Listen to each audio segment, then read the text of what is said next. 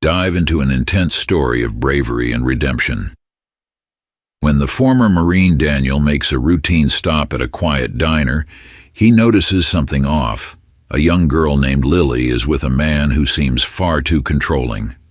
Trusting his instincts, Daniel steps in and saves her, but the story is far from over. As the truth behind Lily's past is uncovered, Daniel finds himself deeply involved in her recovery and in a battle to protect her from even more danger. What unfolds next will change both their lives forever. Curious to see how it ends? Drop a comment and don't forget to subscribe for more powerful stories of courage and hope. The Wyoming highway stretched out before Daniel Harris, a seemingly endless ribbon of asphalt that cut through the quiet plains. His truck rumbled beneath him, the steady hum of the tires on the road offering a kind of background noise that made it easier for his mind to drift. It had been weeks since he'd set out on this aimless journey across the country, and still, he hadn't found what he was looking for. Though, if pressed, he wouldn't have been able to say exactly what that was. Peace, maybe, or at least something that felt like it. Since leaving the Marines, Daniel hadn't been able to settle back into civilian life. His discharge had come after years of tours, missions that had taken him to places most people only saw on the news. The intensity of those experiences had left a mark, and though his body had come home in one piece, his mind hadn't quite caught up. Civilian life was quieter, softer.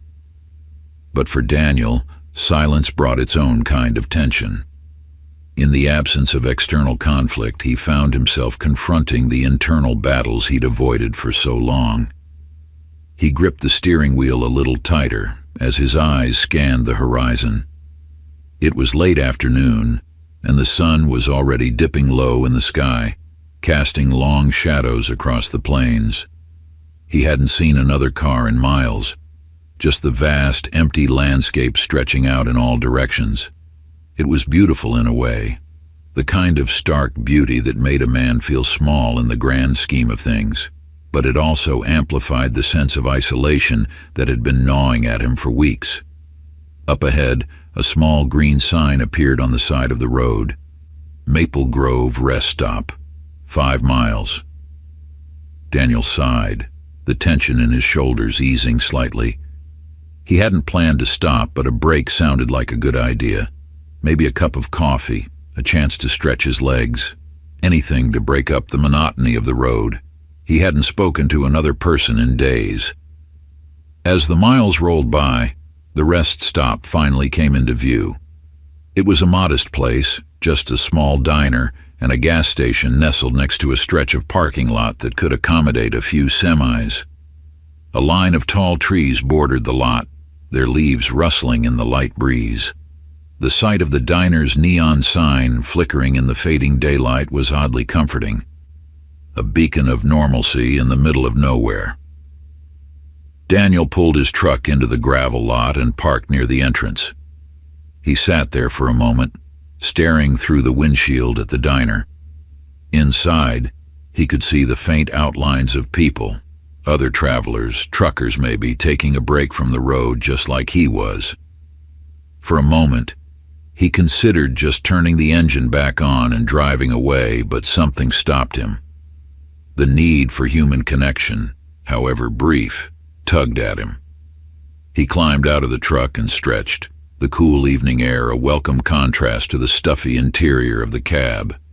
His boots crunched on the gravel as he made his way toward the diner, his eyes automatically scanning the surroundings. It was a habit he couldn't shake, no matter how long he'd been out of the service. His gaze lingered on the trucks parked at the far end of the lot, then on the lone sedan near the diner's entrance. Nothing seemed out of place, but his mind was always alert, always looking for the unseen threat. He pushed open the door to the diner, a bell chiming softly above his head as he stepped inside. The interior was exactly what he expected: worn vinyl booths, a counter lined with stools, and a small coffee station tucked into the corner. The place smelled of fried food and stale coffee, but it was clean enough, with the kind of charm you only found in small, roadside diners like this. A few people were scattered throughout the spaceman elderly couple at one booth, a pair of truckers hunched over their meals at the counter, and a man reading a newspaper near the window. The waitress behind the counter gave him a brief nod as he walked in, but otherwise no one paid him much attention. Daniel headed for the coffee station, pouring himself a cup of the black liquid. He took a sip, wincing slightly at the bitterness but grateful for the warmth. He hadn't realized how cold it had gotten outside. With his coffee in hand, he made his way to an empty booth near the window, settling into the worn seat with a sigh. He sat there for a few minutes, letting the warmth of the coffee seep into his hands, his eyes drifting out the window to watch the sun slowly sink behind the trees. The quiet of the diner was almost unsettling. He was used to noise, the constant hum of activity that came with being on a military base, the sound of men training, the clatter of equipment. But here, in this small corner of the world, there was only the soft clink of silverware and the low murmur of conversation. It should have been peaceful. But for Daniel, it only served to amplify the restlessness that had been growing inside him. As Daniel sat in the booth, staring out at the darkening sky, his mind began to wander. It was hard not to think about everything he'd left behind, the Marines, the camaraderie, the sense of purpose. Out here on the road, it felt like he was drifting, untethered from everything that had once defined him. He had no clear direction, no mission to complete. Just miles of open road and the nagging feeling that he was running from something, though he couldn't quite figure out what it was. His eyes flicked back to the diner, scanning the room as they had a dozen times since he sat down. It was a habit, one that had been ingrained in him through years of training. Always be aware of your surroundings. Always know who's in the room and where the exits are. Even here, in a quiet diner on the side of the road, he couldn't turn that part of himself off. That's when he saw them. A girl, no more than 7 or 8 years old, sat in a booth near the window on the opposite side of the diner. She was small, her dark skin standing out against the bright red dress she wore. Her curly hair framed her face, and her eyes were wide, darting around the room in a way that immediately caught Daniel's attention. Across from her sat a man, older, maybe in his 50s, with salt and pepper hair neatly combed and a navy suit that looked too crisp for a place like this. He held a newspaper in his hands, though Daniel noticed that he wasn't really reading it. Every so often, the man's eyes would flick over the top of the paper, watching the girl with an intensity that seemed out of place. Something about the pair set Daniel on edge. He watched them for a few moments, his military instincts kicking in as he tried to assess the situation. The man's posture was controlled, almost too controlled, and the way he glanced at the girl made Daniel uneasy. The girl, on the other hand, looked tense.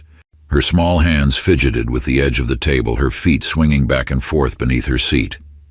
She didn't make eye contact with the man, and her eyes never settled on any one thing for too long. Daniel took another sip of his coffee, his eyes narrowing as he continued to observe them. There was a stark contrast between the two, the man's calm, composed demeanor and the girl's clear discomfort. It could have been nothing, he told himself. Maybe they were just an odd pair. Maybe the man was her father or an uncle. Maybe she was just tired from a long day of traveling. But his gut told him otherwise. The more he watched, the more uneasy he felt. The man's gaze was too intense, too calculated. And the girl, there was something in her body language that set off alarm bells in Daniel's mind. She wasn't just tired or shy. She was scared. Daniel set his coffee down, his eyes never leaving the pair. He didn't want to jump to conclusions. This wasn't a battlefield and he wasn't in enemy territory. But years of training had taught him to trust his instincts, and right now, every fiber of his being was telling him that something was wrong. The girl's hands fidgeted again. this time rising slightly to press against her face as if trying to hide from some unseen threat. Daniel's heart rate picked up, and he had to force himself to stay seated. His instinct was to act, to do something, but he reminded himself that he didn't know the full story. For all he knew, he could be misreading the situation entirely. But then the girl did something that made Daniel's blood run cold. She raised her hand slightly, her palm facing outward, fingers spread wide. The movement was subtle, almost imperceptible, but it was enough to catch Daniel's attention. He'd seen that kind of gesture before. It was a signal, a silent plea for help. In high-stress situations, when words were too dangerous or too difficult, gestures like that were used to communicate. It was all the confirmation Daniel needed. Daniel's pulse quickened as he watched the girl's hand tremble slightly before she lowered it back to her lap. There was no doubt in his mind now. Something was very wrong. He leaned back in his booth, trying to maintain an air of casual observation, but his mind was already racing through potential scenarios. He had been trained for situations like this to identify threats, to assess and act. But this wasn't a military operation. This was a quiet diner in the middle of nowhere, and the lines between what was appropriate and what was necessary were blurred. The man across from the girl hadn't noticed the gesture, or if he had, he didn't acknowledge it.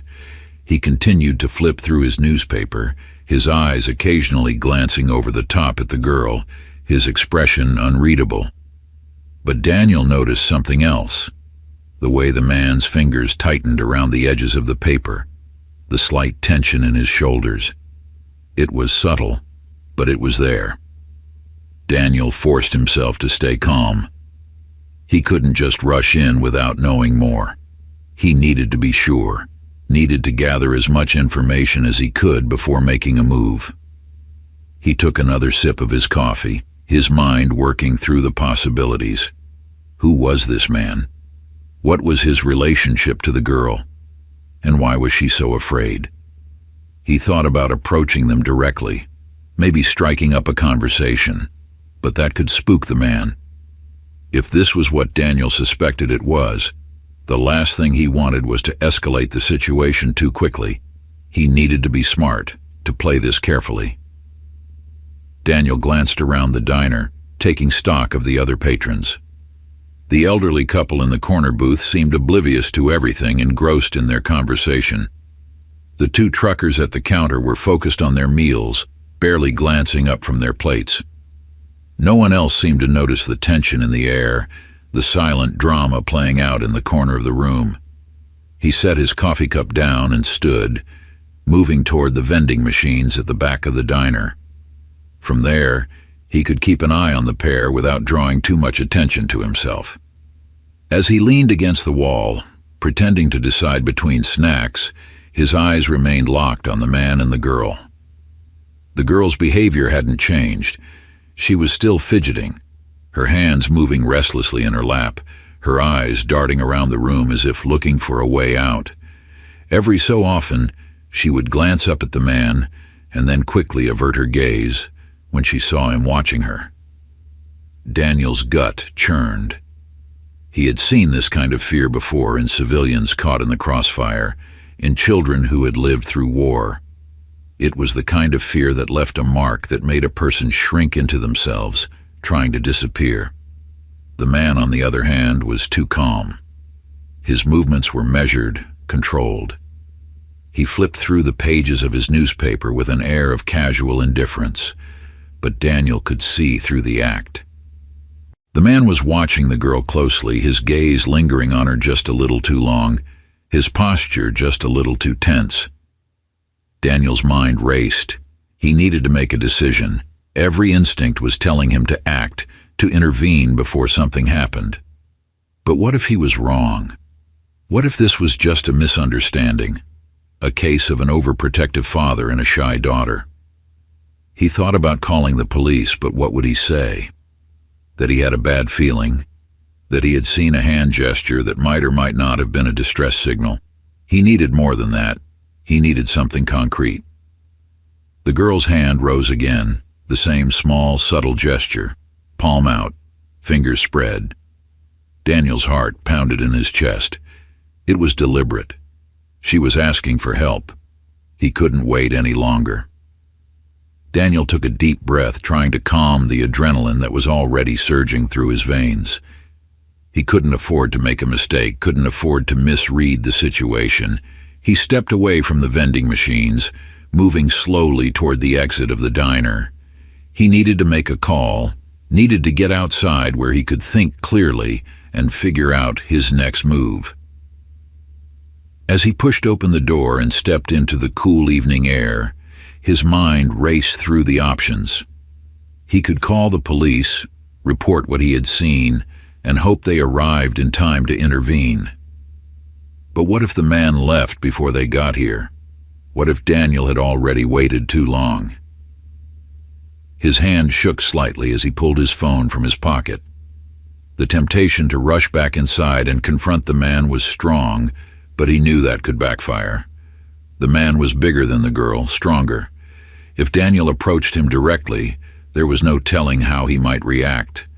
And the girl, he didn't want to put her in more danger than she was already in. He dialed 911, his breath coming in shallow bursts as he held the phone to his ear. 911, what's your emergency? Daniel hesitated for only a second before speaking. I'm at the Maple Grove rest stop, just off Highway 27. There's a girl here, and I think she's in danger. The dispatcher's voice was calm, professional. Can you describe the situation?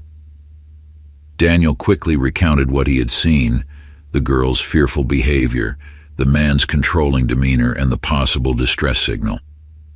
He tried to keep his voice steady, but the urgency in his tone was unmistakable.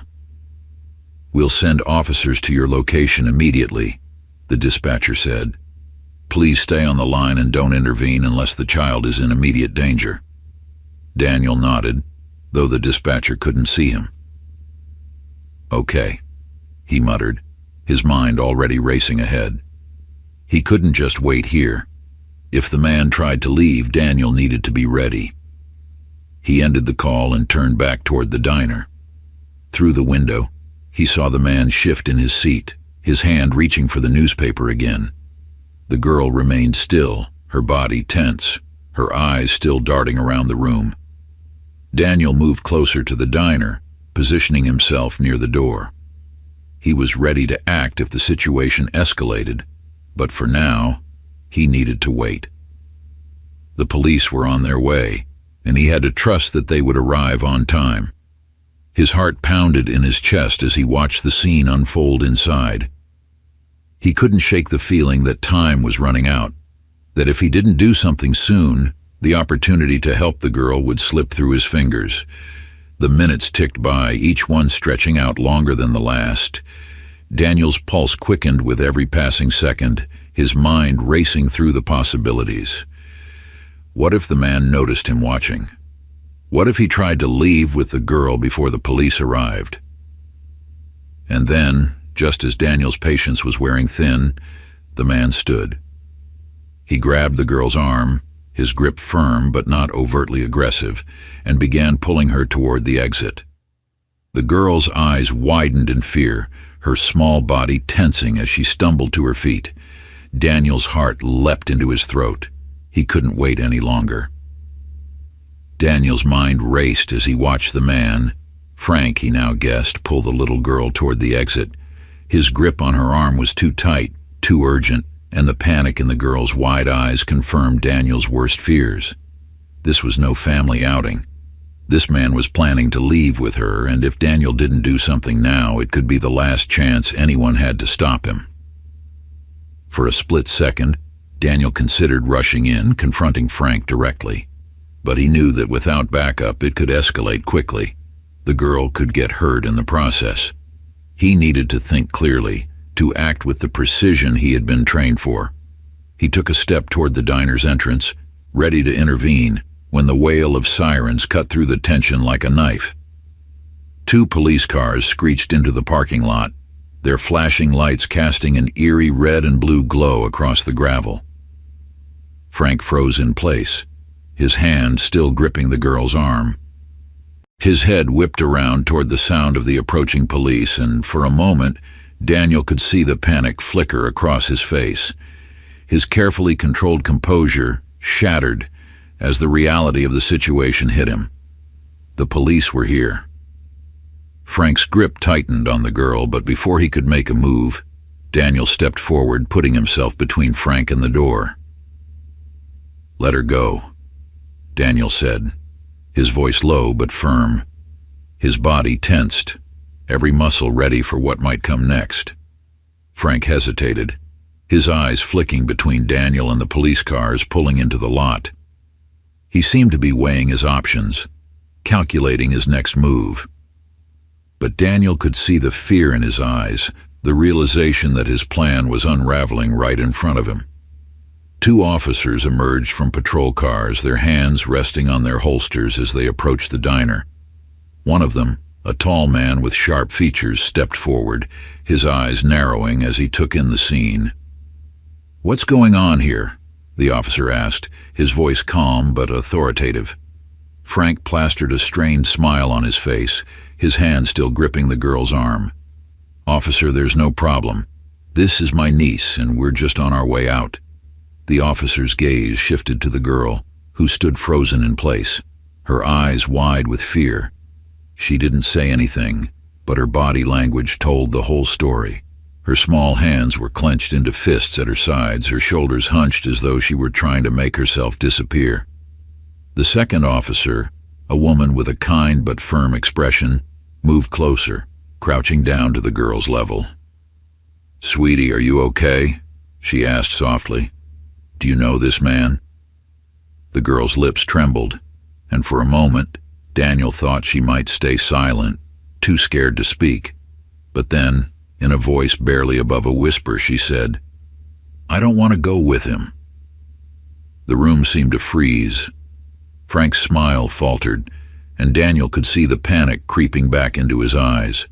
He started to pull the girl closer to him, his voice rising in desperation. "She's just tired, officer. She's been through a lot lately. You know how kids get." But the officers weren't buying it. The male officer stepped forward, placing himself between Frank and the girl, his posture calm but commanding. "Sir, I'm going to need you to let go of her and step aside so we can talk to the child." Frank's composure cracked. His grip on the girl tightened, and for a brief, terrifying moment, Daniel thought he might try to make a run for it, dragging the girl with him. But before Frank could take another step, the female officer moved in, gently but firmly placing a hand on the girl's shoulder and guiding her away from Frank. "Come with me, sweetheart," she said, her voice soothing. "You're safe now." As soon as the girl was out of Frank's reach, his mask of control shattered completely. His face twisted with anger, and he took a step toward the officers, his hands clenched into fists. "You don't understand," he growled. "I'm her family. You have no right."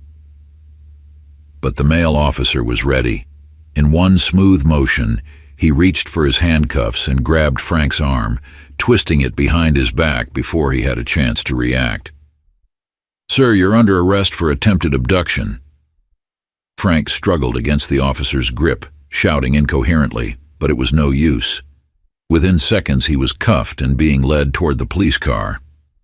His protests grew louder, but the officers ignored him, their focus now on ensuring the girl's safety. Daniel let out a breath he didn't realize he'd been holding, his body relaxing for the first time since he'd stepped into the diner. The immediate danger was over, but his heart still pounded in his chest, the adrenaline from the confrontation slowly fading. Daniel stood by the door, watching as the female officer knelt beside the girl, speaking to her in soft, reassuring tones. The girl's small body trembled, and her wide eyes darted between the officer and Frank, who was now being pushed into the back of the police car. Even though Frank was in custody, the girl still looked terrified, as if she couldn't quite believe that it was over. Daniel's chest tightened as he watched her. He had seen fear like that before, fear that didn't go away just because the immediate threat had been removed. It was the kind of fear that lingered, the kind that made you question everything you thought you knew about safety. The male officer approached Daniel, his expression one of calm professionalism. "You were the one who called this in?" he asked, pulling out a small notepad. Daniel nodded, his voice hoarse from the tension. "Yeah, I saw something wasn't right." The officer gave him an approving nod. "Good instincts. You did the right thing. Too many people would have looked the other way." Daniel forced a small smile, but inside, he felt a wave of uncertainty wash over him. Had he really done the right thing? He had been trained to act in high-pressure situations, to make decisions quickly and decisively, but this wasn't the battlefield. This was the real world, and here, the consequences of making a mistake felt far more personal. As the officer took down Daniel's information and asked a few more questions about what he had witnessed, Daniel's mind drifted back to the girl. She was sitting on one of the diner's booths now, her knees pulled up to her chest, her small hands wrapped tightly around her legs. The female officer was still talking to her, but Daniel could see that the girl hadn't said much. She just stared down at the table, her face pale and drawn. "Hey," the male officer said, drawing Daniel's attention back.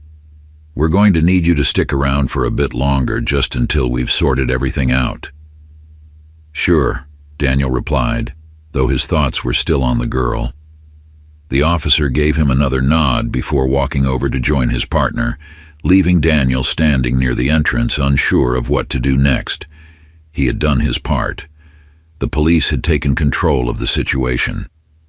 So why did he feel like he couldn't just leave? Maybe it was because he knew what came next for the girl. The trauma, the nightmares, the long road to recovery. He had seen it before, in war zones, and in the faces of civilians who had survived the worst humanity had to offer. And he knew that even though the immediate danger was over, the psychological wounds would take much longer to heal. He watched as the female officer finally stood, placing a gentle hand on the girl's shoulder. "We're going to take you to the station, okay? Your dad's on his way." The girl nodded, her eyes still focused on the floor. She hadn't spoken a word since the initial confrontation, and Daniel suspected that it would take a while before she felt safe enough to talk about what had happened. As the officers began to escort the girl out of the diner, Daniel felt a strange pull. He couldn't just walk away. Not yet. Without really knowing why, he followed them outside, watching as they guided the girl into the back of the patrol car. She glanced back toward the diner one last time, her eyes meeting Daniel's for the briefest of moments. There was something in her gaze, something that looked a lot like gratitude. As the police car drove away, Daniel stood in the parking lot, watching the taillights disappear into the distance. The adrenaline that had carried him through the confrontation was gone now, leaving him feeling strangely hollow. He had done what needed to be done, but the emotional weight of it all hadn't fully hit him until now. The image of the girl's frightened face lingered in his mind, and he couldn't shake the feeling that, in some way, this wasn't over for him either. Sure, the police would handle the legal side of things, and the girl would be reunited with her father, but something about this whole situation had struck a chord deep within him. He remembered the way she had looked at him before the police car pulled away. That fleeting moment of connection, of understanding, had stirred something inside him, something he hadn't felt in a long time. Purpose. For weeks he had been driving across the country, aimless, trying to find meaning in the life he had left behind. His time in the Marines had been defined by clear objectives, by missions that required action and decisiveness. But out here in the real world, everything felt so much more uncertain. There were no orders to follow, no enemies to fight, just an overwhelming sense of drifting. But tonight, for the first time since leaving the service, Daniel had felt that spark of purpose again. In that diner, when he had seen the girl's silent plea for help, he hadn't hesitated.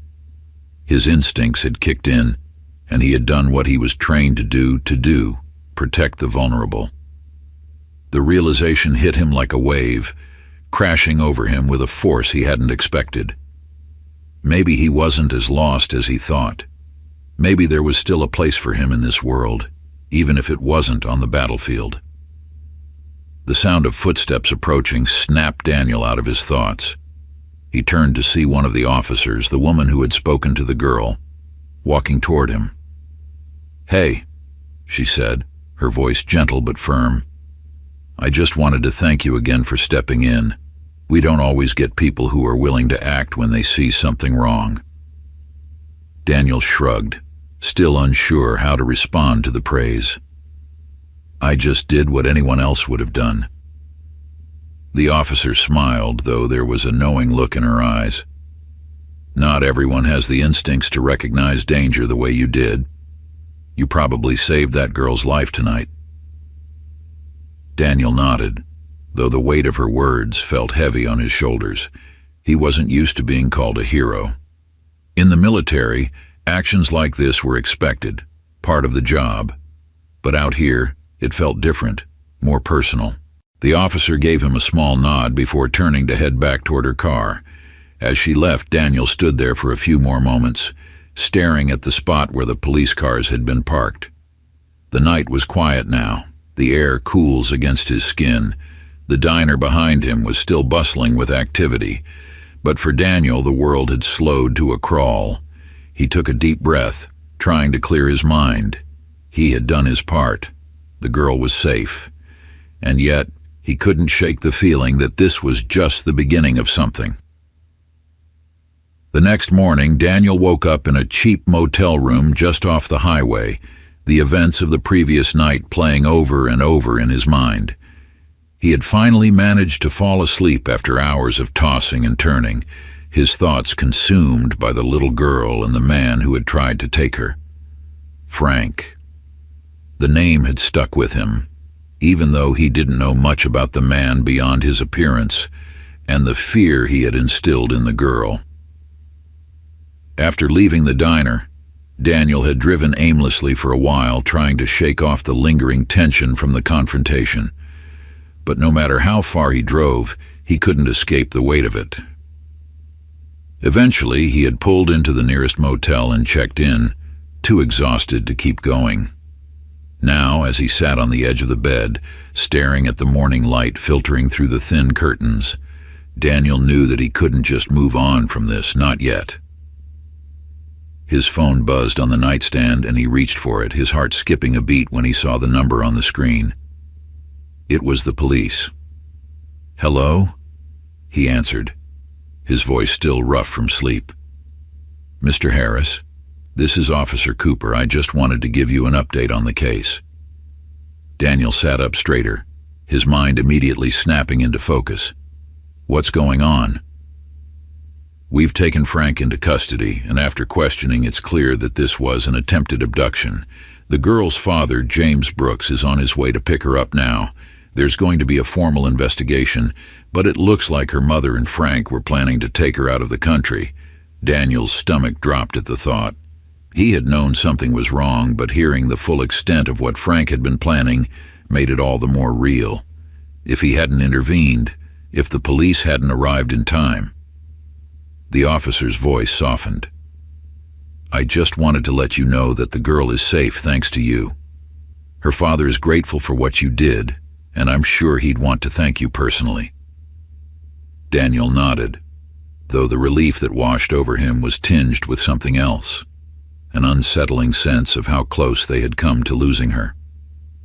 "Thanks for the update," he said quietly. "I appreciate it." After the call ended, Daniel sat there for a long time, staring at the phone in his hand. The case was far from over, but for now at least, the girl was safe. He had done his part, and yet, as he thought about the road ahead for the little girl and her father, Daniel knew that there was more to this story than just one night at a diner. There were legal battles to be fought, emotional scars to be healed, and a future to be rebuilt. And somehow, in a way he couldn't quite explain, Daniel felt connected to that future. Daniel leaned back in the uncomfortable chair in the corner of the police station, the sound of phones ringing and officers shuffling paperwork, creating a steady hum in the background. He had been here for almost an hour, waiting to give a more detailed statement about what had happened at the diner the night before. Even though the immediate threat was over, he still felt the weight of the situation pressing down on him, the adrenaline from the confrontation long gone, replaced by a deep, gnawing exhaustion. The fluorescent lights above buzzed faintly, casting a harsh, artificial glow over the room. Everything felt surreal, as though Daniel were watching himself from the outside, detached from the world around him. He'd been in tense situations before, but this one felt different, more personal. The image of the girl's terrified face wouldn't leave his mind, and the thought of what might have happened if he hadn't intervened churned in his gut like a storm he couldn't calm. Across the room, Daniel spotted the officer he had spoken to the night before, Officer Cooper, walking toward him. Cooper's expression was serious, but there was a hint of relief in his eyes. "Daniel," Cooper said, nodding as he sat down across from him. "Thanks for waiting. I know this has been a long night." Daniel nodded, though he wasn't sure what to say. "Is the girl okay?" he asked. His voice was rough with fatigue. Cooper sighed, rubbing a hand over his face. "She's fine, physically at least. Her father, James Brooks, arrived a couple of hours ago. They're with a child specialist now, working through the next steps. The good news is that Frank's in custody and we've got enough to hold him. But this is far from over." Daniel frowned. "What do you mean?" Cooper leaned forward, his voice lowering as he explained. "It turns out this wasn't just some spur-of-the-moment abduction. Frank's been planning this for weeks, maybe months. The girl's mother, Tina Brooks, has been in a custody battle with her ex-husband, and when she lost custody, she and Frank started plotting to take the girl and flee the country." Daniel's stomach twisted as Cooper continued. "We found plane tickets in Frank's car, along with a fake passport for the girl. They were planning to take her out of the country before the court could enforce the custody ruling." Daniel felt a wave of nausea roll through him. The situation had been worse than he'd imagined. If he hadn't stepped in, if the police hadn't arrived in time, the girl might have disappeared, taken to another country where her father might never have found her. "They were really going to take her?" Daniel asked, his voice barely above a whisper. Cooper nodded grimly. "It looks that way, and the worst part is, her mother was in on it. She's been working with Frank this whole time, trying to get her daughter away from her ex-husband. She convinced the school that Frank had permission to pick the girl up, and from there, they planned to head straight to the airport." Daniel clenched his fists, his nails digging into his palms as he struggled to process what Cooper was telling him.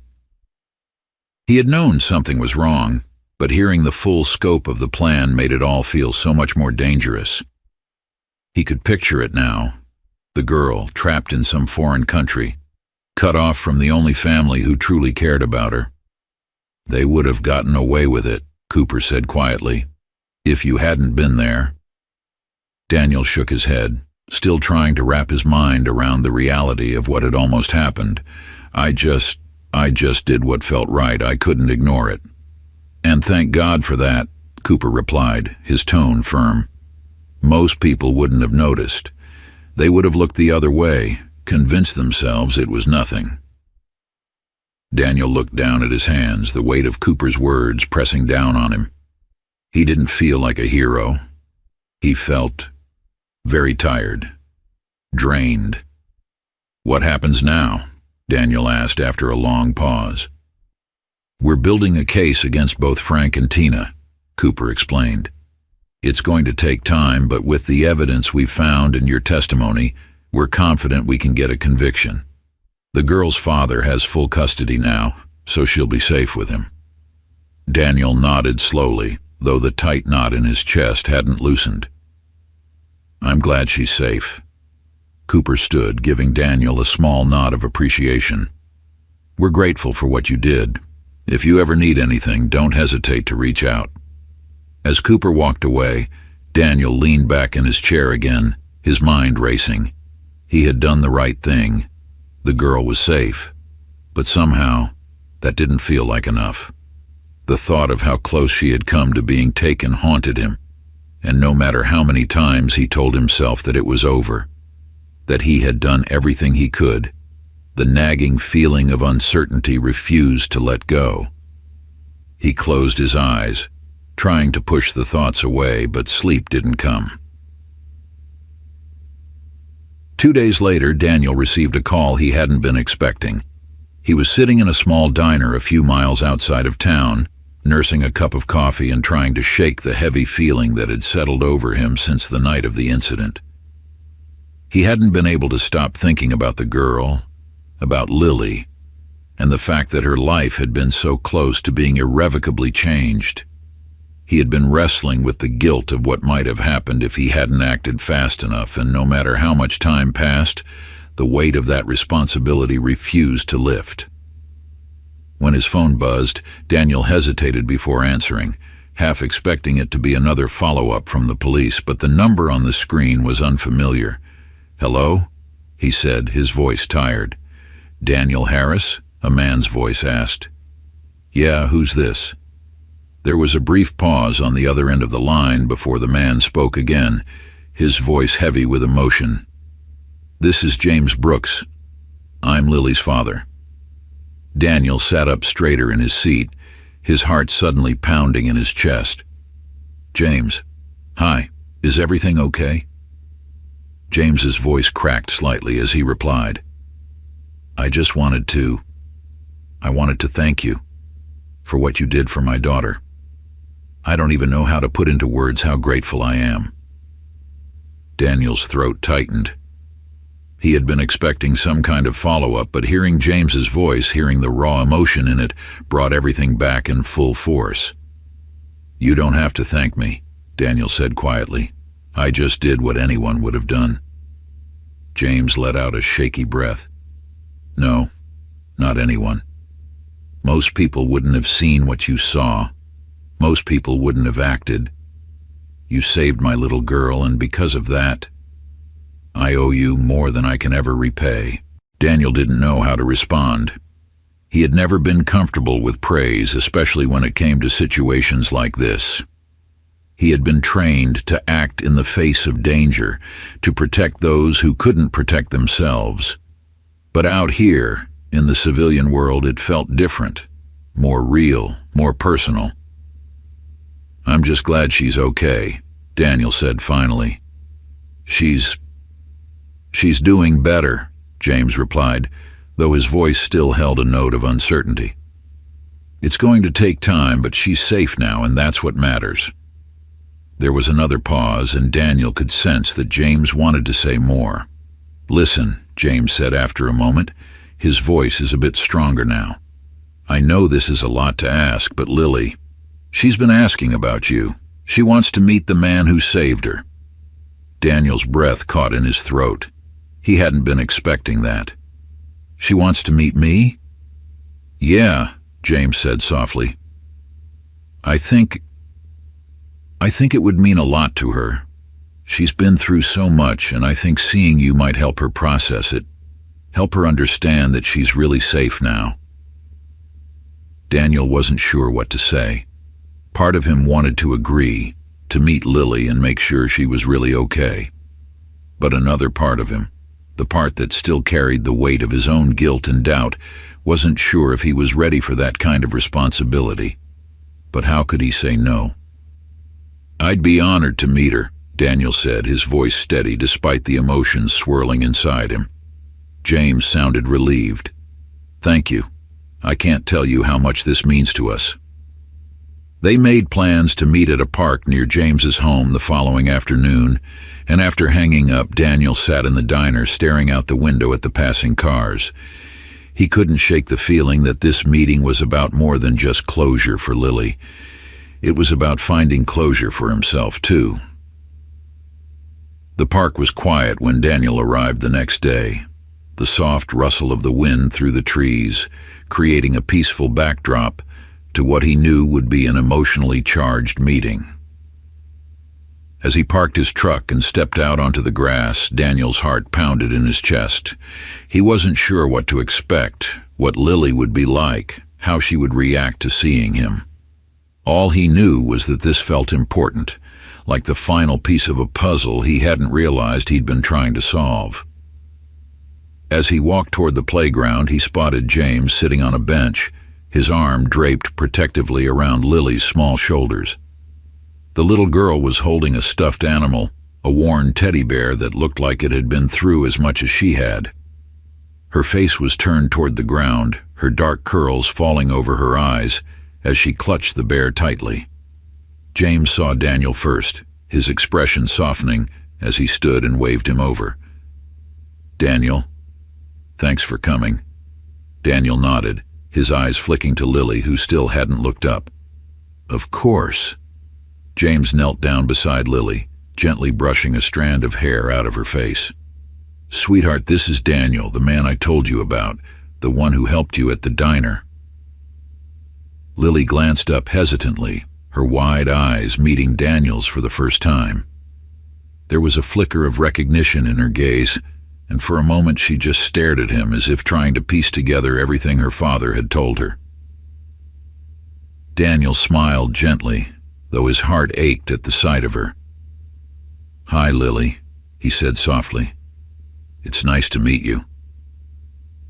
Lily didn't say anything at first, but then, slowly, she stood up from the bench, still clutching her teddy bear. She took a step toward Daniel, her small hands trembling slightly. And then, in a quiet, shaky voice, she said, "Thank you." Daniel felt his throat tighten, and for a moment he couldn't find the words to respond. This was the girl he had seen in the diner. The girl who had been so afraid, so small and vulnerable. But now, standing in front of him, she seemed stronger, braver. "You're welcome," Daniel said, his voice thick with emotion. "You're very brave, Lily." Lily's eyes shimmered with unshed tears, but she smiled. Just a small, tentative smile. But it was enough to break through the wall of fear that had surrounded her for so long. James stood nearby, watching the exchange with a mixture of pride and gratitude. "She's been asking about you ever since I told her what happened," James said quietly. "I think she needed to know that the person who helped her was real, that it wasn't just a story." Daniel nodded, understanding exactly what James meant. In situations like this, it was easy for reality to blur with fear, for memories to become tangled with emotions. Meeting Daniel, seeing him in person, was a way for Lily to ground herself in the fact that she was truly safe. Lily stepped closer to Daniel, her small hand reaching out to touch the sleeve of his jacket. "Are you a hero?" she asked, her voice so soft that Daniel almost didn't hear it. Daniel crouched down, so he was at eye level with her, shaking his head gently. "No, I'm not a hero," he said. "I just wanted to help. That's all." Lily seemed to consider this for a moment before nodding, as if she accepted his answer. She took another step forward and wrapped her small arms around his neck, hugging him tightly. Daniel froze for a moment, caught off guard by the gesture. But then he returned the hug, his arms gentle but protective around her. As they stood there, the weight of the past few days seemed to lift, if only for a moment. Lily was safe. And for the first time since the night at the diner, Daniel felt a sense of peace. The rest of the afternoon passed in a blur of soft conversations and quiet moments.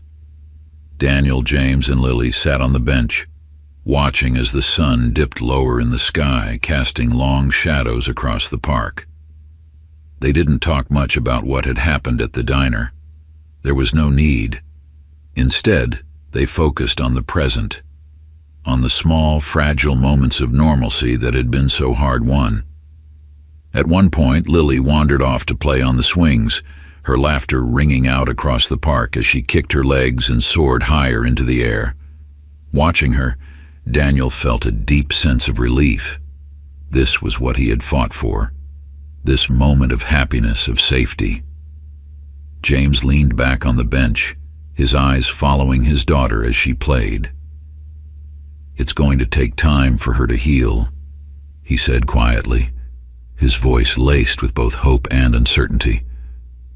"But I think she's going to be okay." Daniel nodded. "She's strong," he said, glancing over at James. "She's got you, and that makes all the difference." James smiled, though it was tinged with sadness. "I just wish things hadn't come to this, that her mother, that Tina hadn't—" He trailed off, unable to finish the thought, but Daniel knew what he was thinking. It was hard to reconcile the idea that someone who was supposed to love and protect Lily could have been complicit in something so terrible. But the reality was that Tina had made her choice, and now it was up to James to pick up the pieces. "She's got a good father," Daniel said, his voice steady. "That's what matters now." James nodded, though his eyes were filled with the weight of everything they had been through. "I'm going to do everything I can to make sure she's safe," he said quietly, "no matter what it takes."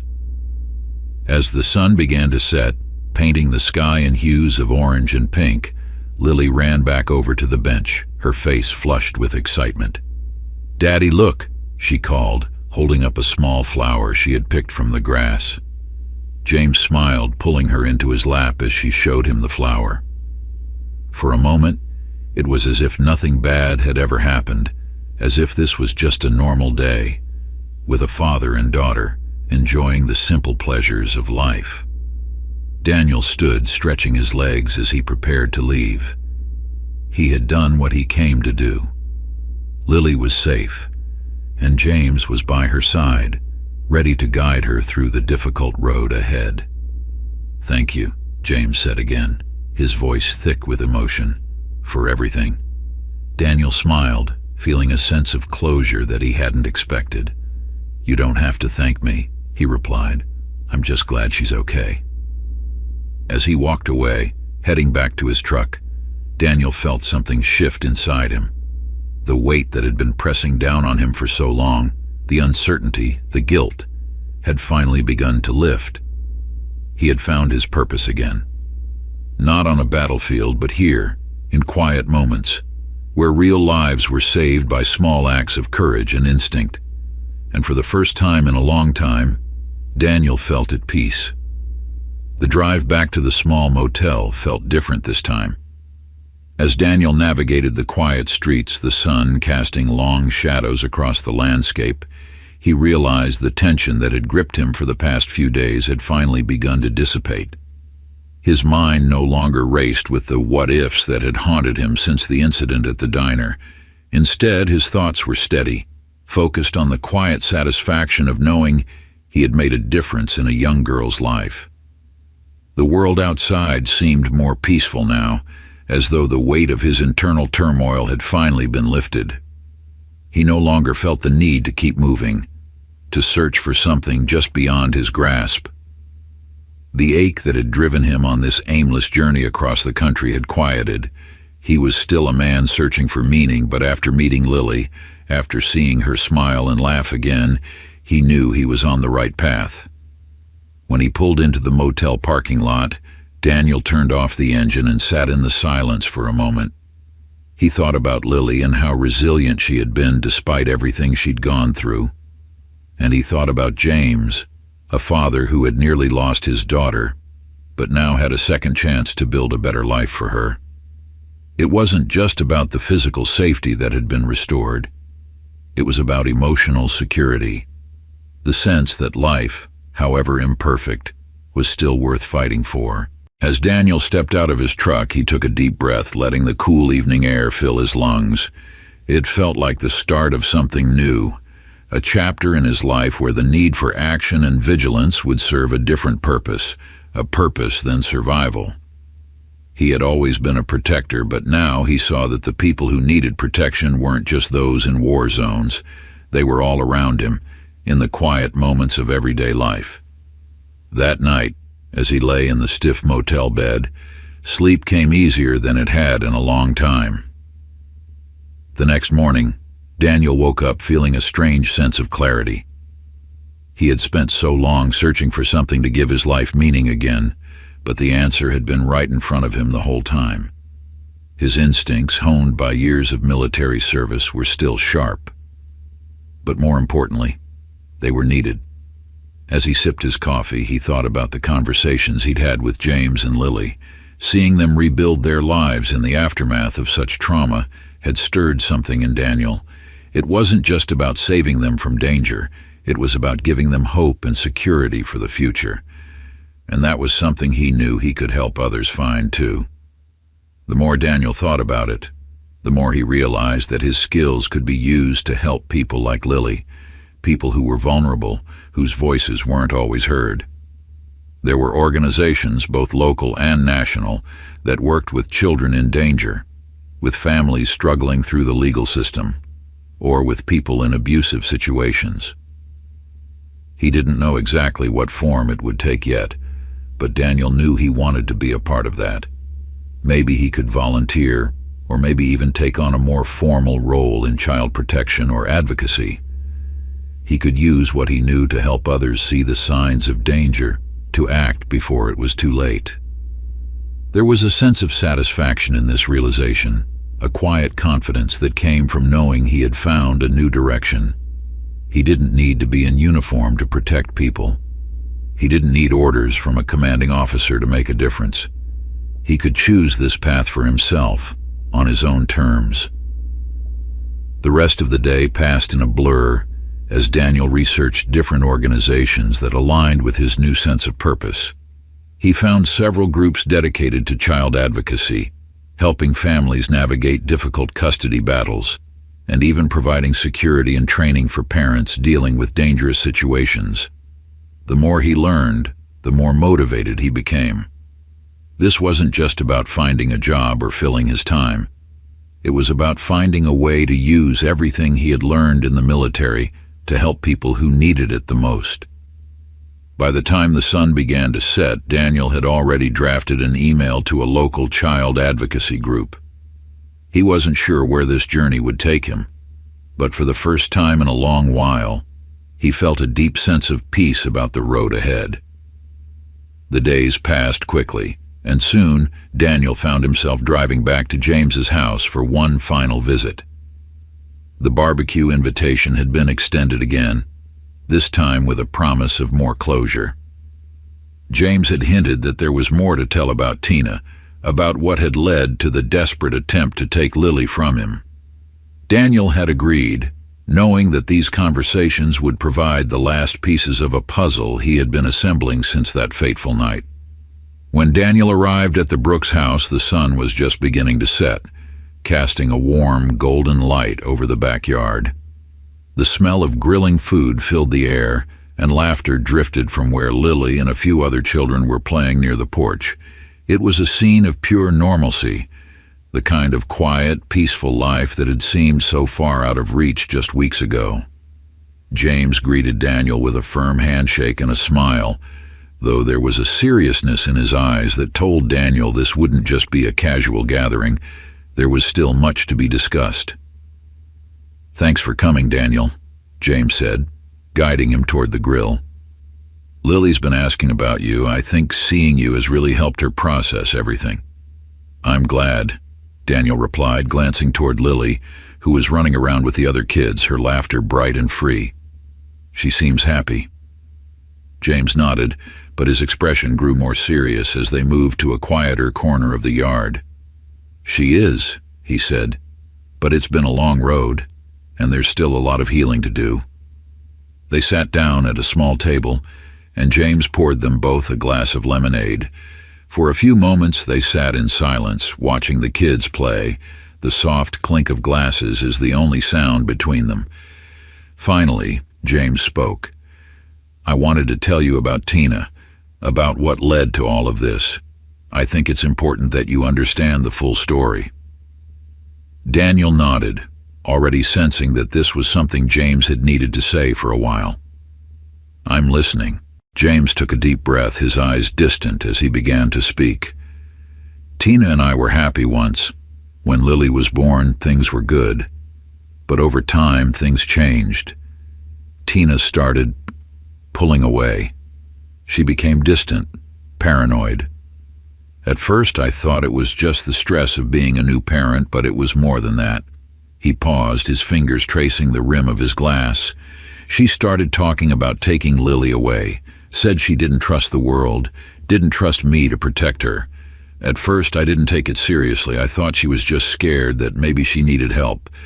But as time went on, it became clear that she wasn't thinking rationally anymore. She wanted to isolate Lily from everything, from everyone."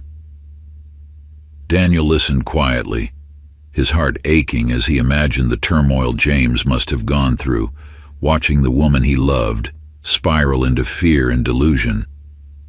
"I tried to get her help," James continued, "but she wouldn't accept it. She started making threats, saying that if I didn't agree to leave with her, she'd take Lily and disappear. I didn't believe her at first, but then I started finding plane tickets, documents, plans." He looked at Daniel, his eyes filled with the weight of everything he had been holding inside. "I filed for custody because I knew I had no other choice.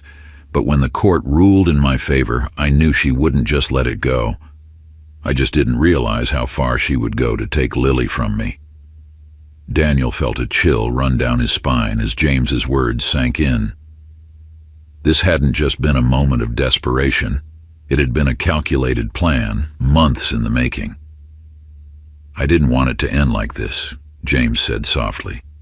"I wanted to help her, I still do. But I had to protect Lily." Daniel nodded, understanding the painful choice James had been forced to make. "You did the right thing. You protected your daughter. That's what matters." James looked down at the table, his expression somber. "I just wish it hadn't come to this." They sat in silence for a few more moments before James looked up again, his eyes filled with a quiet determination. "But Lily's safe now, and that's because of you." Daniel shook his head, feeling the familiar discomfort that came with being called a hero. "I just did what needed to be done." "You saved her life," James said firmly. "Don't ever forget that."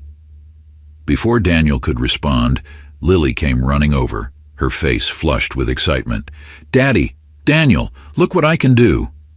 She held up a small yellow ball and tossed it into the air, catching it with a triumphant grin. Daniel smiled, his heart swelling with pride and relief at the sight of her so happy, so free.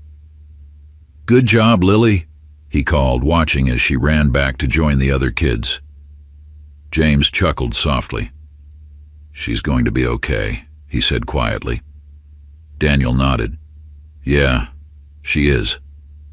As the evening wore on and the sun dipped below the horizon, casting a warm, golden glow over the backyard, Daniel felt a sense of peace settling over him. The laughter of children, the clink of glasses, and the hum of quiet conversation filled the air, creating a sense of normalcy that was all the more precious given the turmoil that had preceded it. For the first time in a long while, Daniel felt like he belonged somewhere. He wasn't just a drifter, searching for meaning on an endless road. He had found a purpose, not just in protecting people, but in being a part of something larger than himself. A family, even if it wasn't his own. As he said his goodbyes to James and Lily, Daniel felt a deep sense of closure.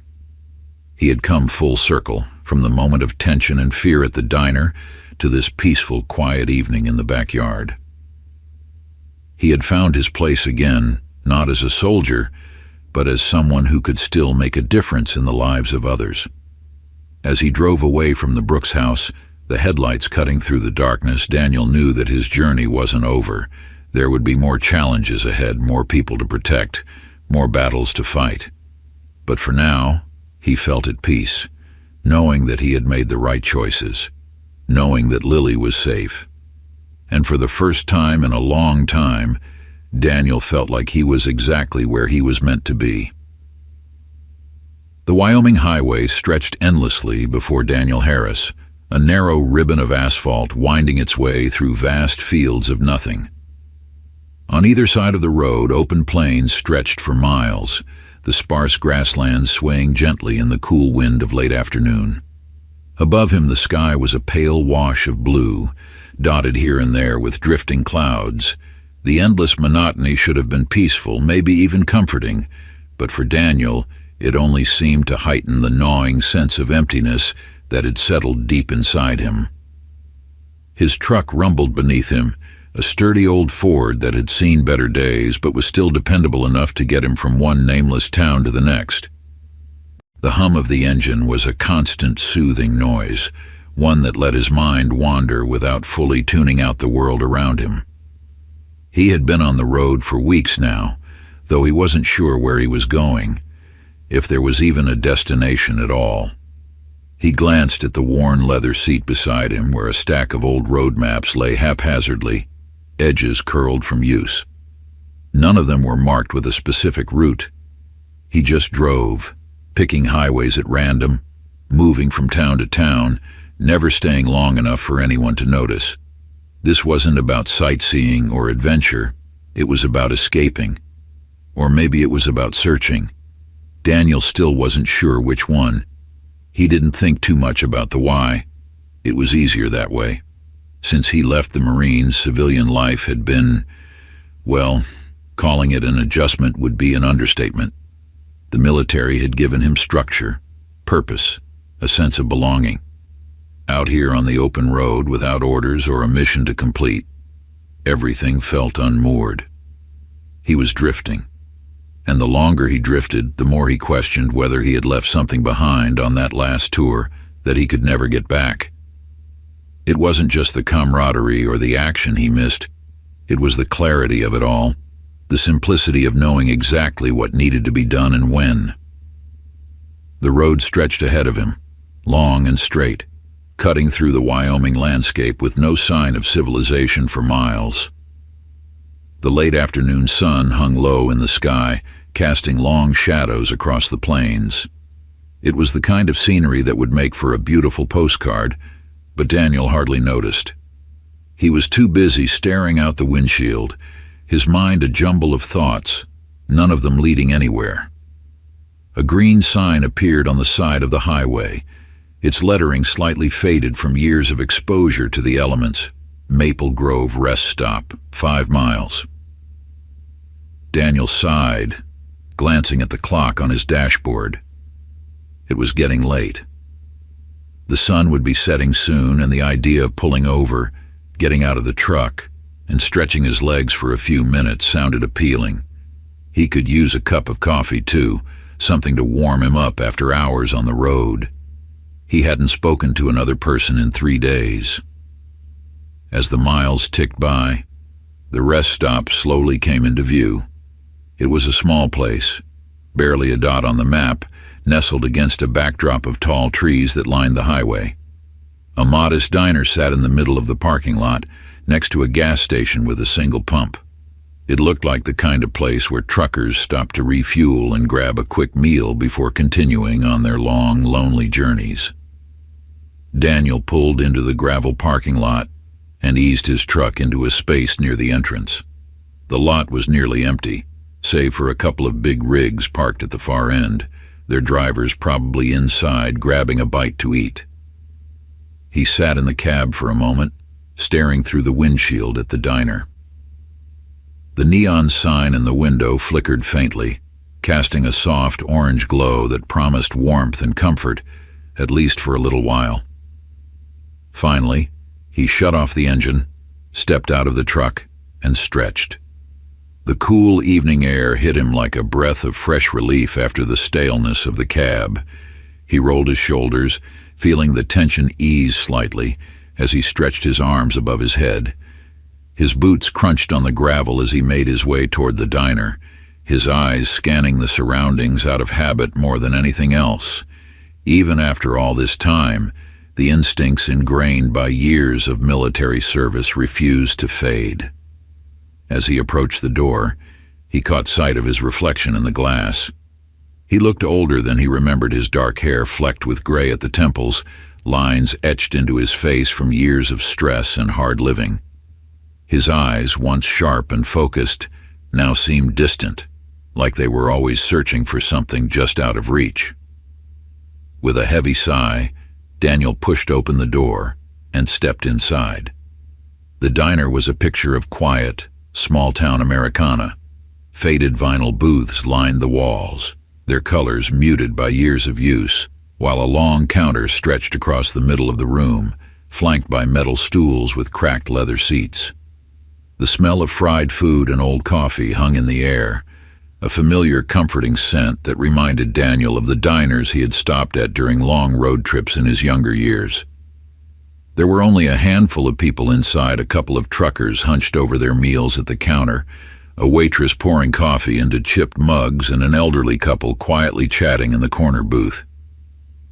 It was the kind of place where nothing much happened, where the hours passed slowly and uneventfully. Or so it seemed.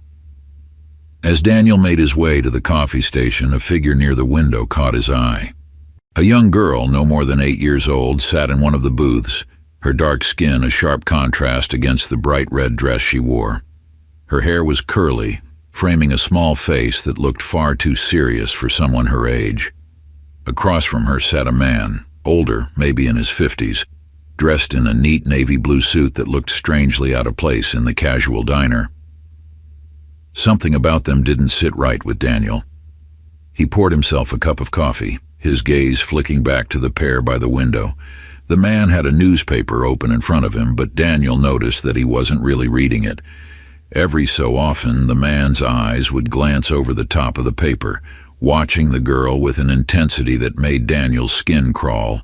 The girl, for her part, seemed uncomfortable. She fidgeted with the edge of the table, her hands constantly moving as if she didn't know what to do with them. Her feet swung under the booth, never quite touching the ground, and every so often she would glance up at the man before quickly looking away.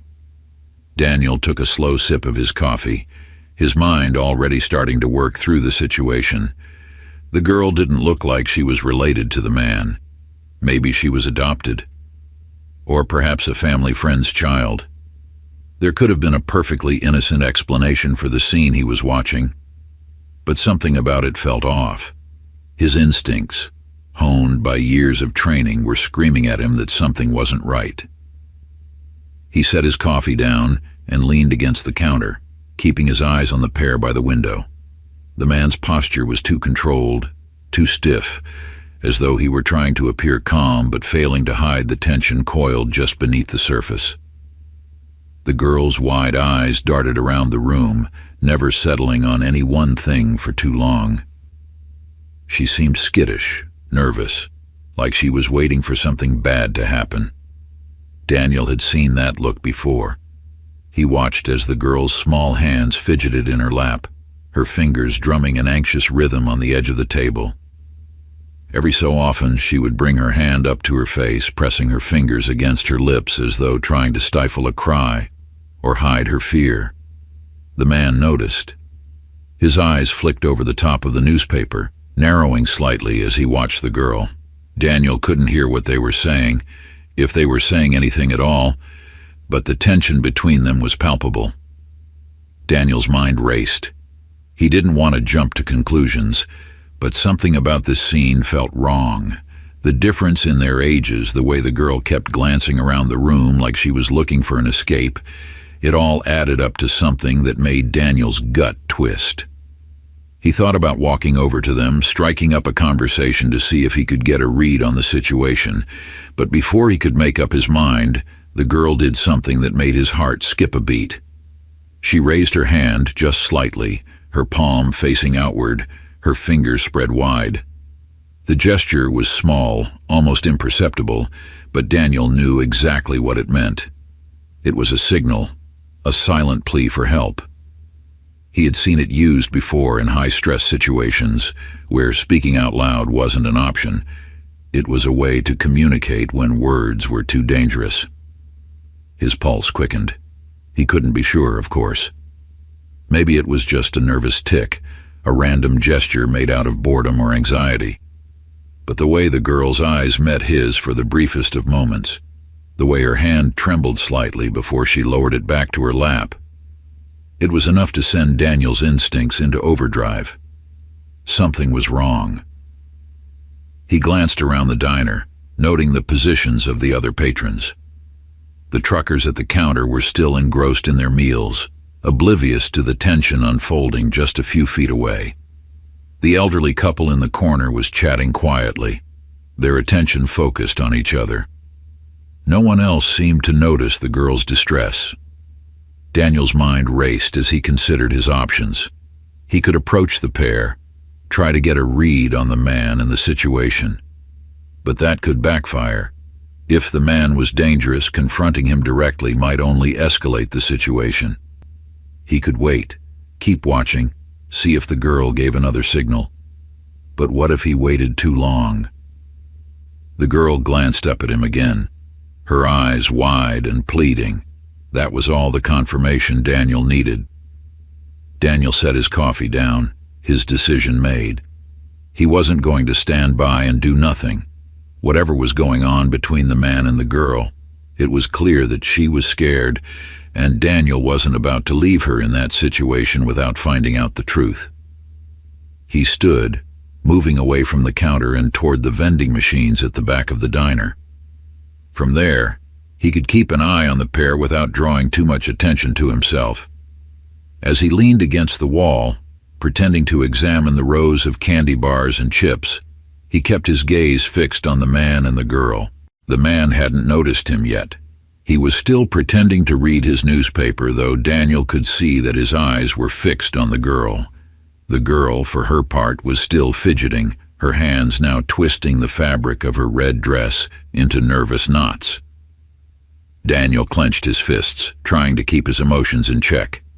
He needed to stay calm, needed to assess the situation before acting. Rushing in without a plan could make things worse. He considered calling the police.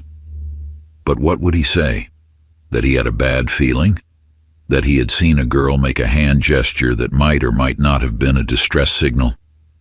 It wasn't enough. He needed something more concrete before he could involve the authorities. His eyes flicked back to the man, and for a moment their gazes met. The man's expression didn't change. He didn't smile, didn't frown. He just looked at Daniel with cold, detached eyes before returning his attention to the newspaper. But something in that brief exchange sent a shiver down Daniel's spine. There was something off about this man. Daniel's military instincts kicked in, his mind racing through potential scenarios. If the man was a threat, what was his next move? Would he try to leave with the girl? Was there a chance he had a weapon? Daniel had been in high-pressure situations before, but this felt different. This wasn't a war zone, and the stakes here were different. He couldn't afford to act rashly, but he also couldn't afford to wait too long. The girl glanced up at him again, her eyes locking onto his for just a moment before darting away. There was fear in her gaze, but also something else, desperation. She wanted to leave, but she couldn't. Not without help. Daniel's pulse quickened as he considered his options. He could approach them, try to strike up a casual conversation, but that might only alert the man that something was wrong. Or he could wait for the girl to make another move, another signal, something that would give him the justification he needed to act. But what if he waited too long? As Daniel stood there wrestling with his decision, the man suddenly stood up. Daniel's heart skipped a beat as he watched the man reach across the table and grab the girl's arm. The movement was quick, too quick, and the girl flinched at contact. The man said something to her, his voice low and harsh, but Daniel couldn't hear the words from where he stood. Whatever the man had said, it was enough to make the girl's eyes widen in fear. She shrank back in her seat, her small body trembling as the man tightened his grip on her arm. Daniel's blood ran cold. This was it.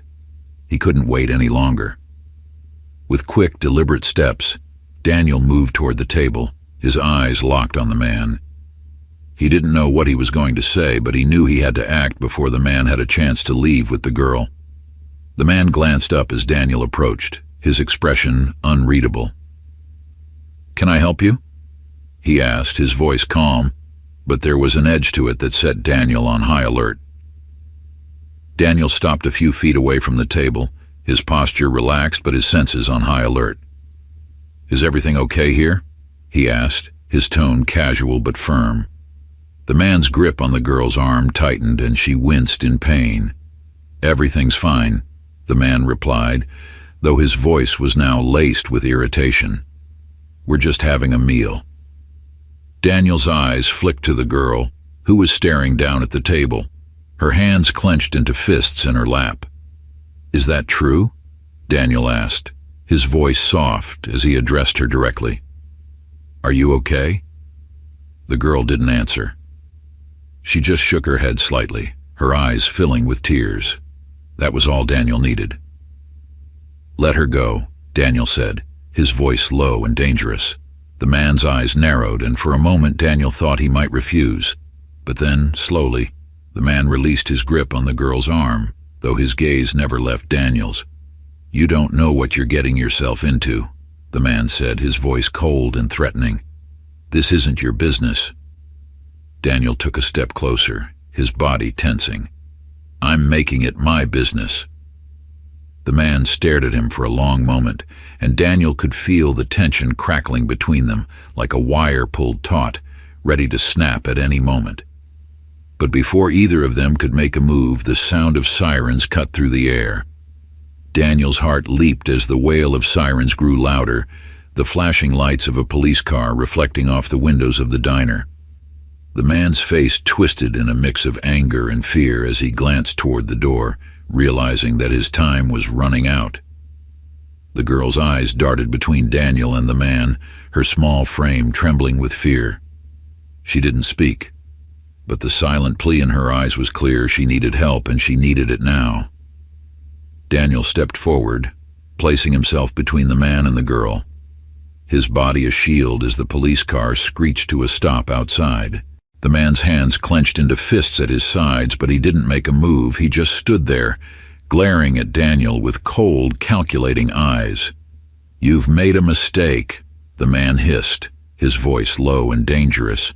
"You don't know who you're dealing with." "I know enough," Daniel replied, his voice steady. "And so do they." The door to the diner swung open, and two police officers stepped inside, their hands resting on their holsters as they surveyed the scene. The lead officer, a tall man with a stern expression, locked eyes with Daniel before turning his attention to the man. "Is there a problem here?" the officer asked, his voice calm but authoritative. The man straightened, forcing a smile that didn't reach his eyes. "No problem, officer," he said smoothly. "Just having a meal with my niece." The officer's eyes flicked to the girl, who was now sitting as still as a statue, her hands clenched tightly in her lap. "Is that true?" the officer asked, his tone softening as he addressed her. The girl didn't answer right away. She just stared down at the table, her small body trembling. But then slowly she shook her head, her voice barely a whisper. "No," she said. "I don't want to go with him." The officer's expression hardened. He turned to the man, his hand moving to his handcuffs. "Sir, I'm going to need you to step away from the child and come with us." The man's face twisted in fury, but he didn't resist as the officer cuffed his hands behind his back. As he was led toward the door, the man shot one last venomous glance at Daniel, his voice low and filled with malice. "This isn't over." Daniel didn't respond. He just watched as the man was taken away. the tension in his body slowly easing as the danger passed. The girl remained seated at the table, her eyes wide with shock, but there was a flicker of relief in her gaze as she looked up at Daniel. "It's over now," Daniel said softly, kneeling down beside her. "You're safe."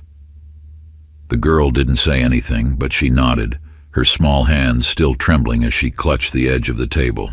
The officer who had cuffed the man returned, his expression serious but grateful. "Thank you for stepping in," he said, giving Daniel a nod of appreciation. "You probably saved her life." Daniel shook his head, still trying to process everything that had just happened. "I just couldn't stand by and do nothing." The officer nodded in understanding. "We'll take it from here. Do you mind sticking around to give a statement?" "Of course," Daniel replied, though his mind was already racing ahead to what came next. The girl was safe, but the story was far from over. The flashing lights from the squad cars painted the parking lot of the diner in shades of red and blue, casting long, shifting shadows across the gravel.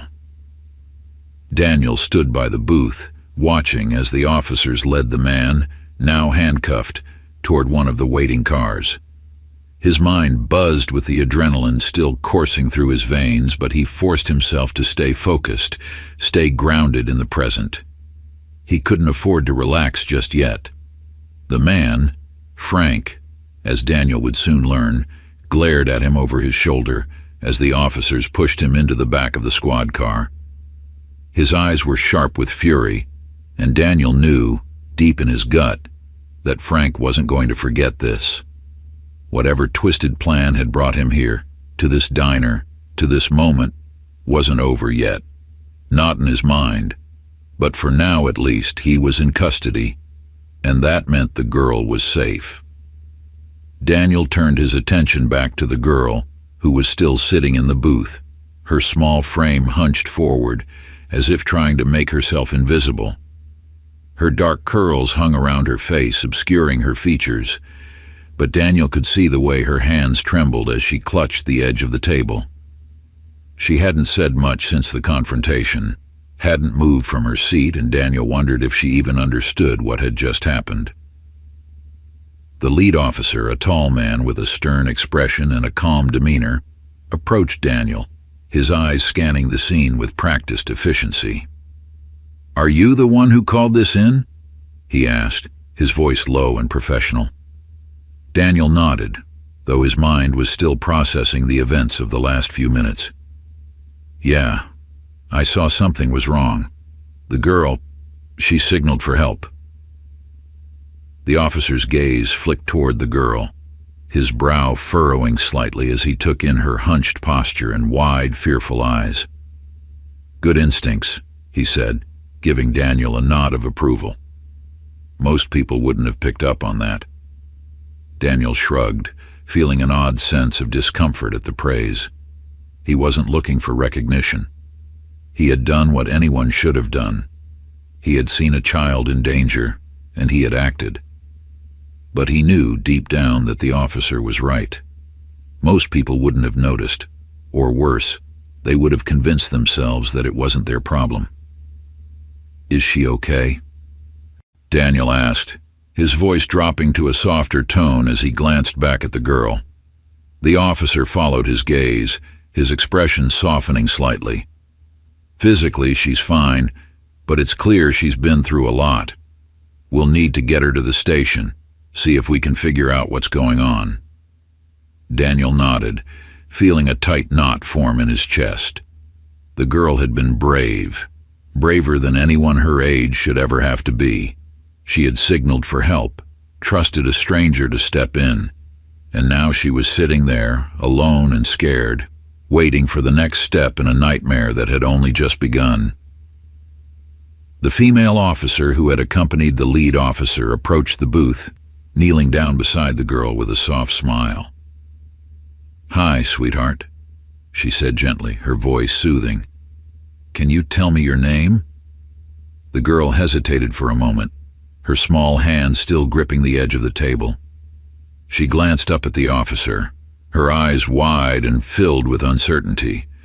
But then, in a voice so soft that Daniel could barely hear it, she whispered, "Lily." The officer's smile widened slightly. "That's a beautiful name, Lily. My name's Officer Carter. We're here to help you, okay? You're safe now." Lily didn't respond, but she nodded, her grip on the table loosening just a little. Officer Carter stood, turning to Daniel and the lead officer. "We need to get her back to the station," she said softly. "Her father's on his way. He's been looking for her." Daniel felt a surge of relief on the news. The girl's father was on his way, and soon she would be back with someone who cared about her, someone who could protect her from whatever had been happening. The lead officer, Officer Evans, as Daniel had learned, nodded in agreement. "We'll take her back, get her statement, make sure she's safe." Evans turned back to Daniel, his expression once again serious and professional. "We'll need you to come with us too. You're a key witness in this case, and we'll need a full statement from you." Daniel nodded, though his mind was already racing ahead to what might come next. He wasn't sure how deep this situation went, but he knew that it was far from over. The man, Frank, hadn't just been some random stranger. There was a plan behind his actions, something bigger than what had played out in the diner, and whatever that plan was, Daniel had a feeling it wasn't going to end with one arrest. As the officers escorted Lily out of the diner and into the waiting squad car, Daniel followed, his heart heavy with a mix of relief and uncertainty. The immediate danger was over, but the road ahead was still uncertain for Lily, for her father, and for Daniel himself. The drive to the police station was quiet. Daniel sat in the back of a squad car, watching the Wyoming landscape blur past the windows as the sun set on the horizon. The adrenaline from the confrontation faded, leaving behind a strange, hollow feeling in its place.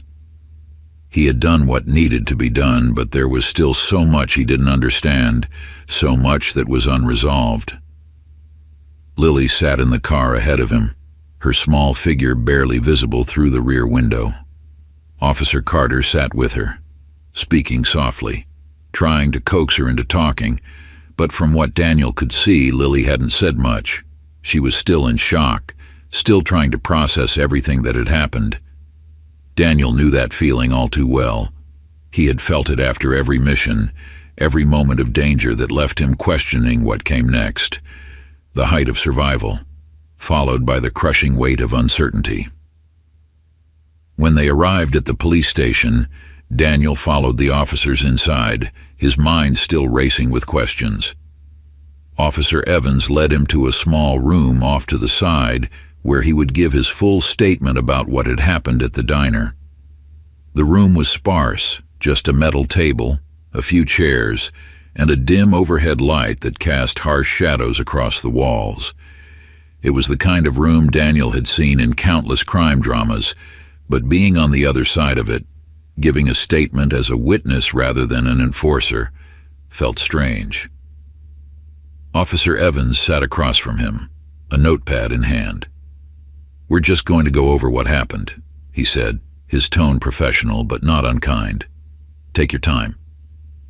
Daniel nodded, leaning forward slightly as he began to recount the events of the diner, how he had noticed Lily and the man, how he had picked up on her distress signal, how he had confronted the man and stayed with Lily until the police arrived.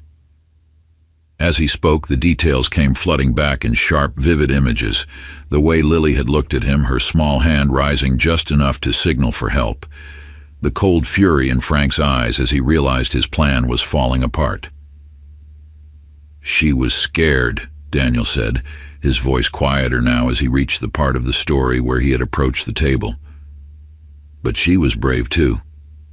She didn't say much, but when I asked her if she was okay, she shook her head. That's when I knew I couldn't wait." Evans nodded, jotting down notes as Daniel continued. "And the man, Frank, he tried to play it off like they were family. He said she was his niece, but it was obvious she didn't want to go with him." The room fell silent for a moment as Evans finished writing. When he finally looked up, his expression was thoughtful. "You did the right thing," he said, his voice carrying a weight that Daniel wasn't sure how to process. Most people wouldn't have noticed, or worse, they would have convinced themselves it wasn't their problem. Daniel shifted in his seat, uncomfortable with the praise. I couldn't ignore it. She needed help. And you gave it," Evans replied. "You saved her." Daniel didn't respond. He wasn't sure how to. He had done what he felt was right, but the word hero didn't sit well with him. He hadn't felt like a hero in that moment. He had felt scared, uncertain, but driven by an instinct to protect.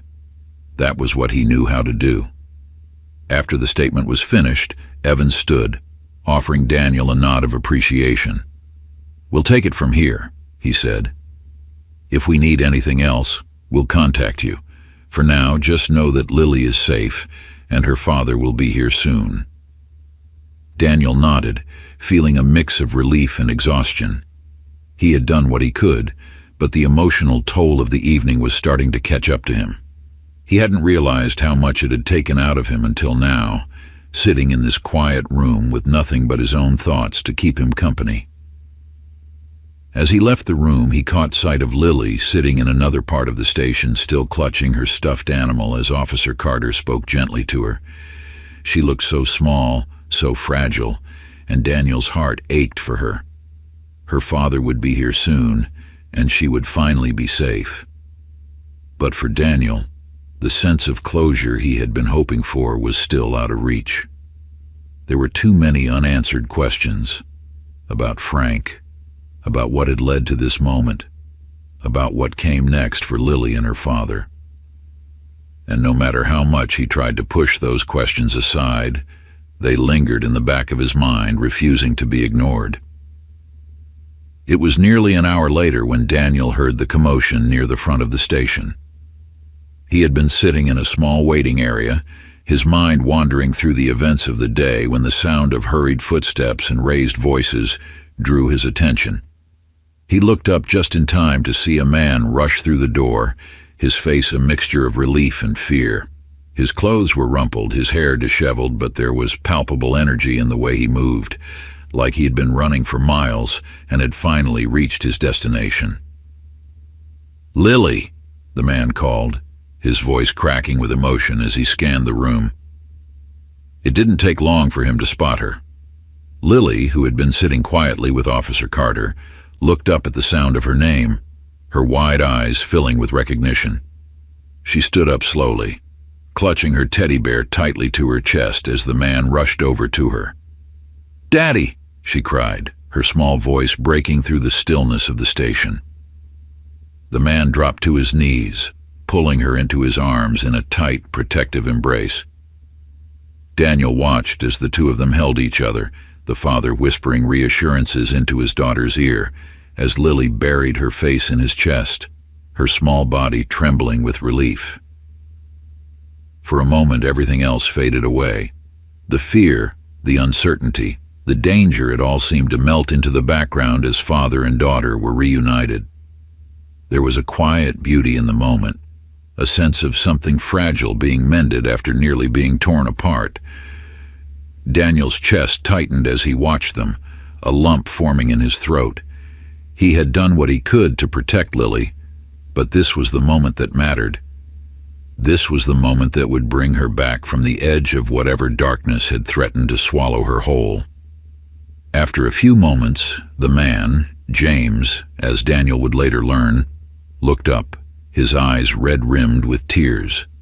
He spotted Daniel standing a few feet away, and for a moment, the two men just stared at each other, an unspoken understanding passing between them. James stood, still holding Lily close, and walked over to Daniel.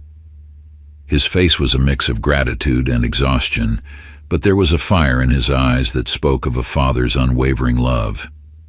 "Thank you," James said, his voice raw with emotion. I don't know how to thank you enough. You saved my little girl." Daniel shook his head, feeling the familiar discomfort that came with being called a hero. I did what anyone would have done. James smiled, though it was tinged with sadness. Not everyone would have seen what you saw. Not everyone would have acted.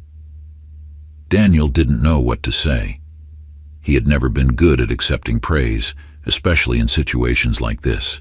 He had done what needed to be done, but the weight of it all, the responsibility, the fear, still lingered in his chest. Lily looked up at him then, her small face peeking out from her father's arms. Her eyes were still wide with lingering fear, but there was something else there too, something that looked a lot like gratitude. "Thank you," she whispered, her voice barely audible. Daniel smiled softly, kneeling down, so he was at eye level with her. "You were really brave, Lily. You did everything right." She nodded, though she didn't say anything else. Instead, she reached out and gently touched Daniel's sleeve, her small fingers brushing against the fabric in a gesture that was both simple and profound. It was a moment that would stay with Daniel for a long time, a moment that reminded him of why he had stepped in, why he had acted when others might have hesitated. He had saved a life that night.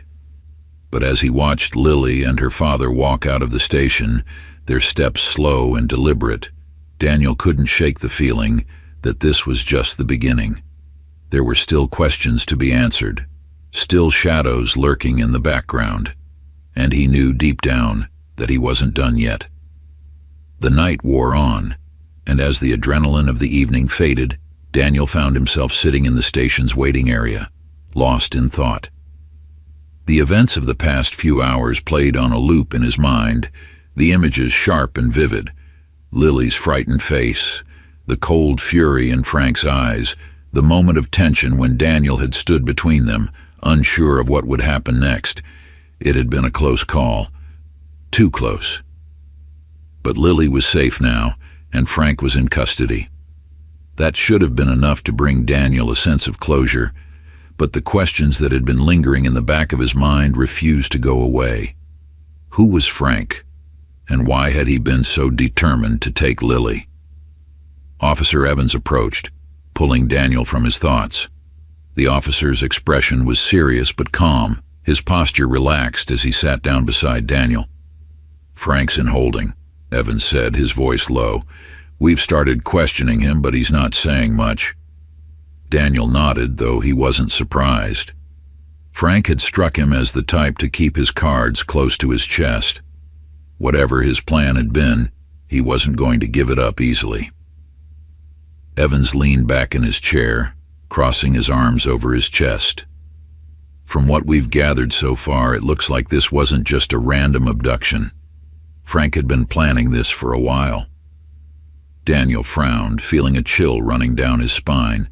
He had suspected as much, but hearing it confirmed made the situation feel all the more dangerous.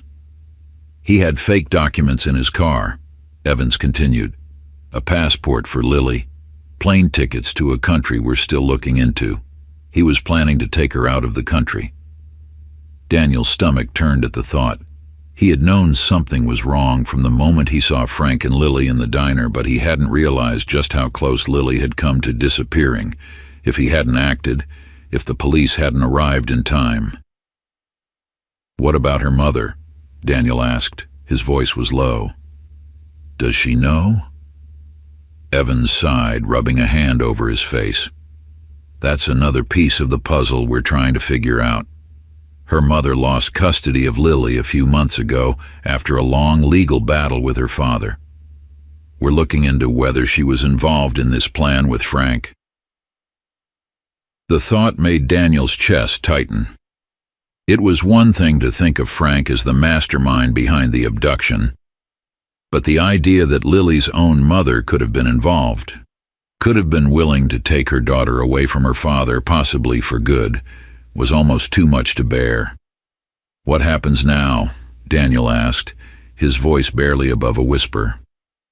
"We'll keep investigating," Evans replied. "But for now, Lily's safe. Her father's going to take her home, and we'll make sure they have the protection they need." Daniel nodded, feeling a mix of relief and exhaustion. Lily was safe, and that was what mattered most. But the road ahead was still long, still uncertain. As he stood to leave, Evans gave him a small nod of appreciation. "You did good tonight," he said, his voice firm. "You saved her life." Daniel didn't respond. He didn't feel like a hero, didn't feel like he had done anything extraordinary. He had simply seen a child in danger and acted. But the weight of what had happened, the responsibility of it all, still hung heavily in his chest. He had saved her life, but the story wasn't over yet. Daniel sat in the small motel room, staring out the window at the highway beyond. The faint hum of traffic was a constant background noise, though out here in the middle of nowhere, there weren't many cars passing by. His truck sat in the parking lot just below his window, dusty from the miles he had driven over the past few weeks, though it had never seemed to take him anywhere that mattered. Now, after the events of the past few days, Daniel couldn't shake the feeling that he was drifting again, just like he had been before. The police station had been quiet when he left. Lily's father had taken her home, and the officers had assured Daniel that they would handle the investigation.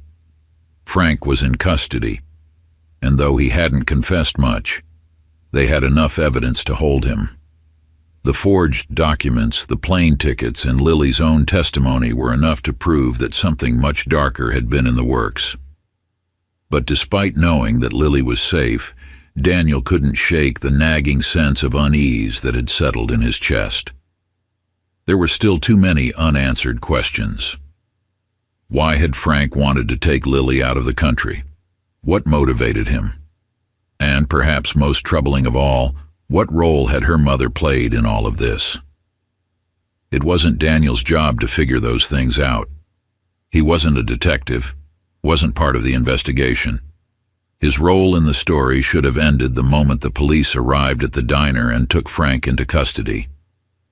But something about the situation had stuck with him, lodged deep in his gut like a splinter he couldn't pull free.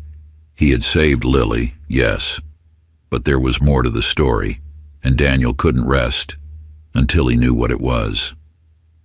The motel room was small and bare, the kind of place that travelers stopped at for a night's sleep before continuing on their way. The bed was lumpy, the carpet stained, and the paint on the walls was chipped and faded. It wasn't exactly comfortable, but Daniel hadn't expected it to be. He wasn't here for comfort.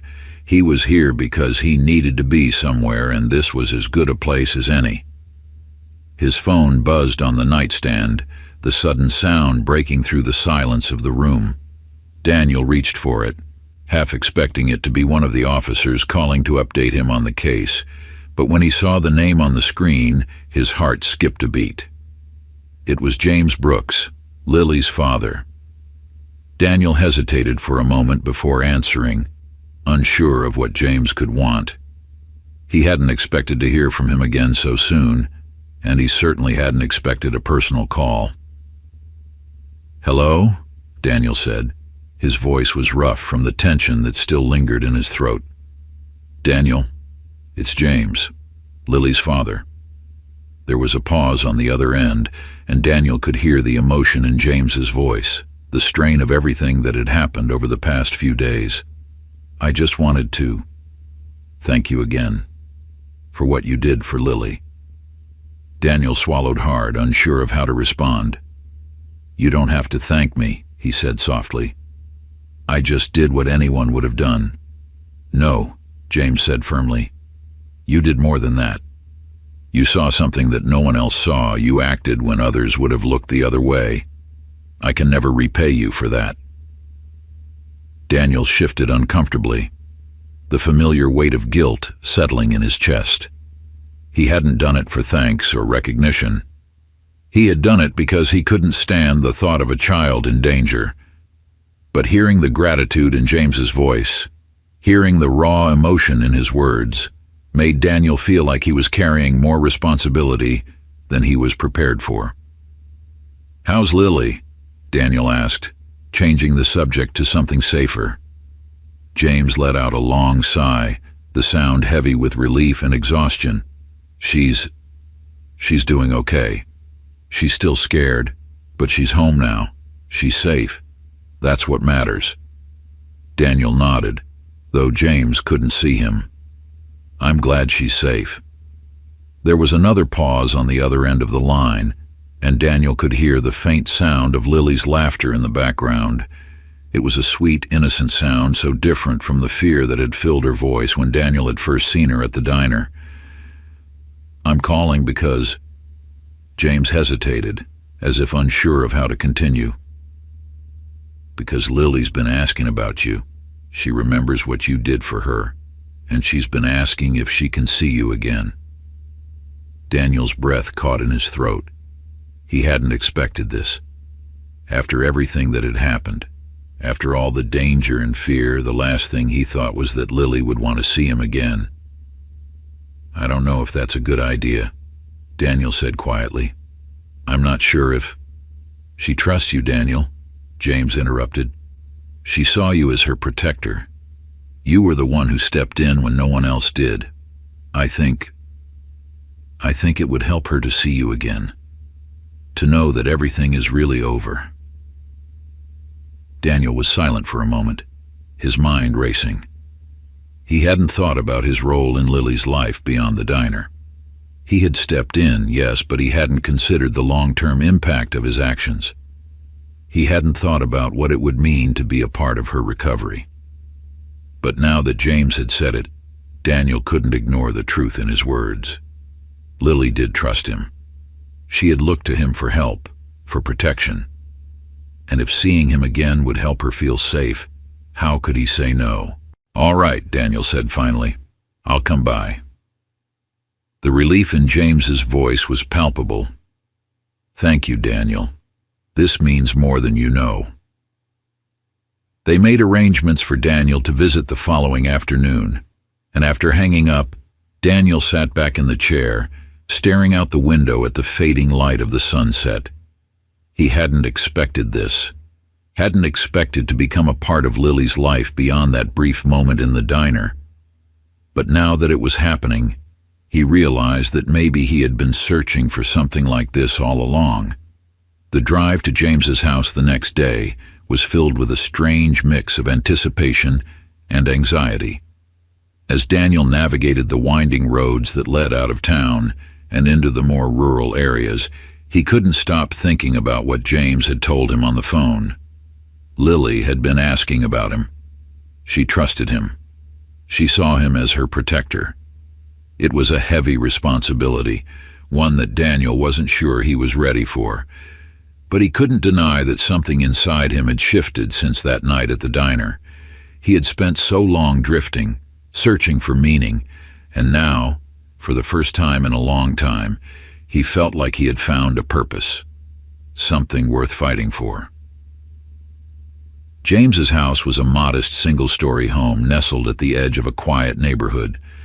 The yard was neatly kept, with a small garden of flowers blooming near the front porch.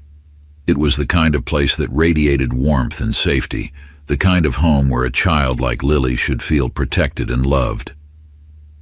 As Daniel pulled into the driveway, he spotted Lily playing in the front yard with a ball, her laughter filling the air as she tossed the ball up and caught it with clumsy hands.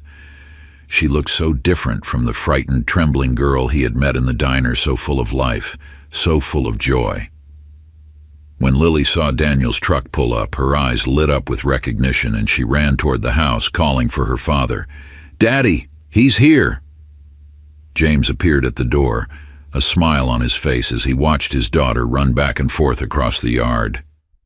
He waved to Daniel as he stepped out of the truck, his expression one of gratitude and relief. "Daniel," James said warmly as he approached, "I'm so glad you could come." Daniel nodded, his eyes flicking back to Lily, who was now standing shyly by the porch, her hands clasped behind her back. "I'm glad I could be here." James gestured toward the front porch, where a couple of chairs sat beneath the shade of a large tree. "Come sit. I think there's a lot we need to talk about." As they sat down, Lily watched from a distance, still holding her ball, her eyes flicking between Daniel and her father. She seemed unsure of what to say or do, but Daniel could see curiosity and trust in her gaze.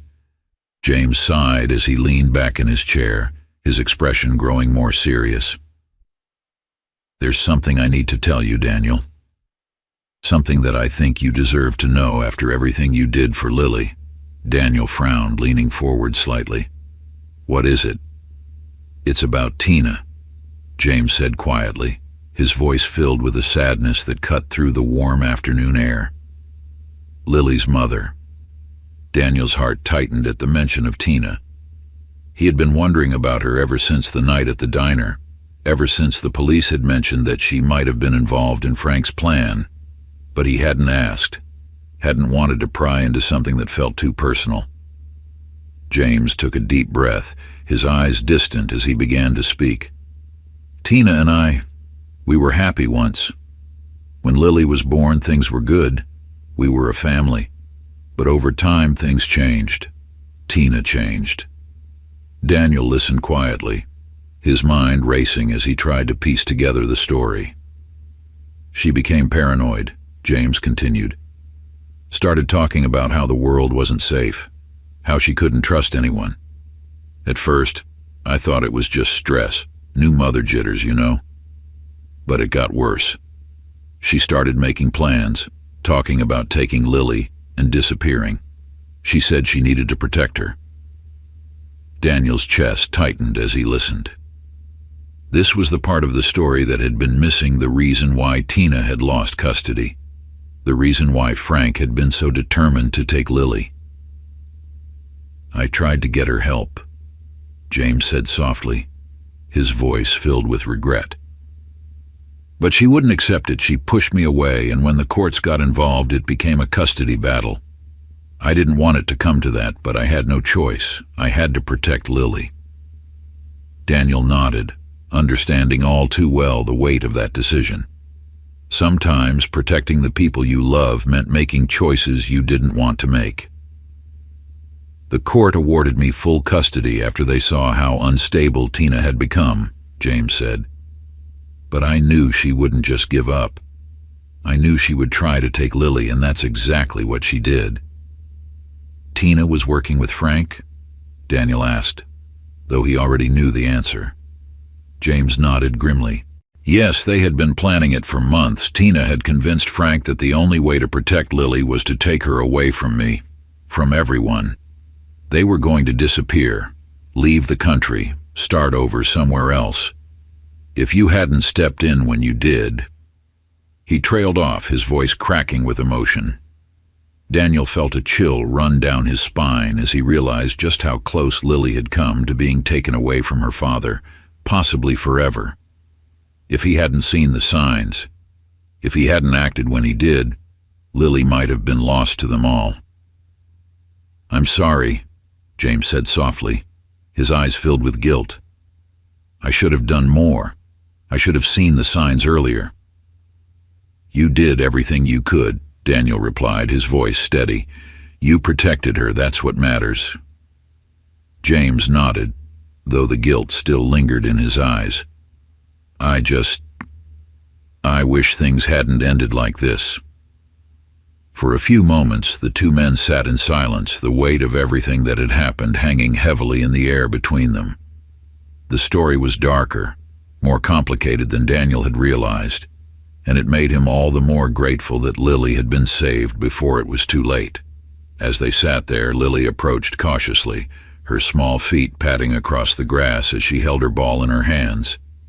She glanced up at Daniel, her eyes wide with curiosity. "Can I show you something?" she asked softly.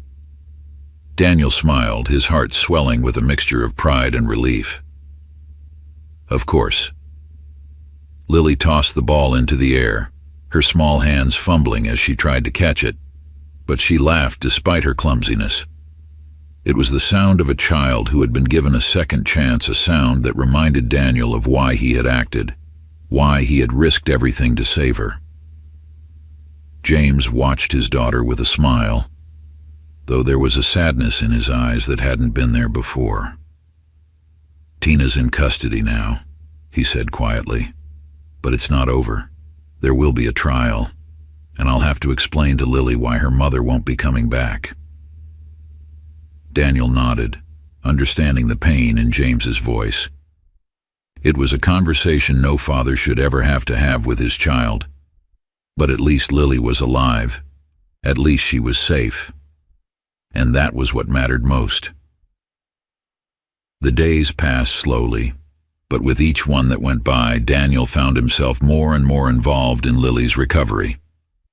James had welcomed him into their lives with open arms, and Lily had quickly grown attached to Daniel in a way that surprised him. She looked to him for reassurance, for protection, and every time Daniel saw her smile or heard her laugh, he felt a sense of pride that was unlike anything he had experienced before. But it wasn't just about Lily. As Daniel spent more time with her and James, he realized that he had found something he hadn't even known he was looking for. A sense of purpose, a sense of belonging. The aimlessness that had plagued him for so long, the feeling of drifting without direction, had started to fade. Lily was healing, slowly but surely. James had been open about the difficulties they were facing.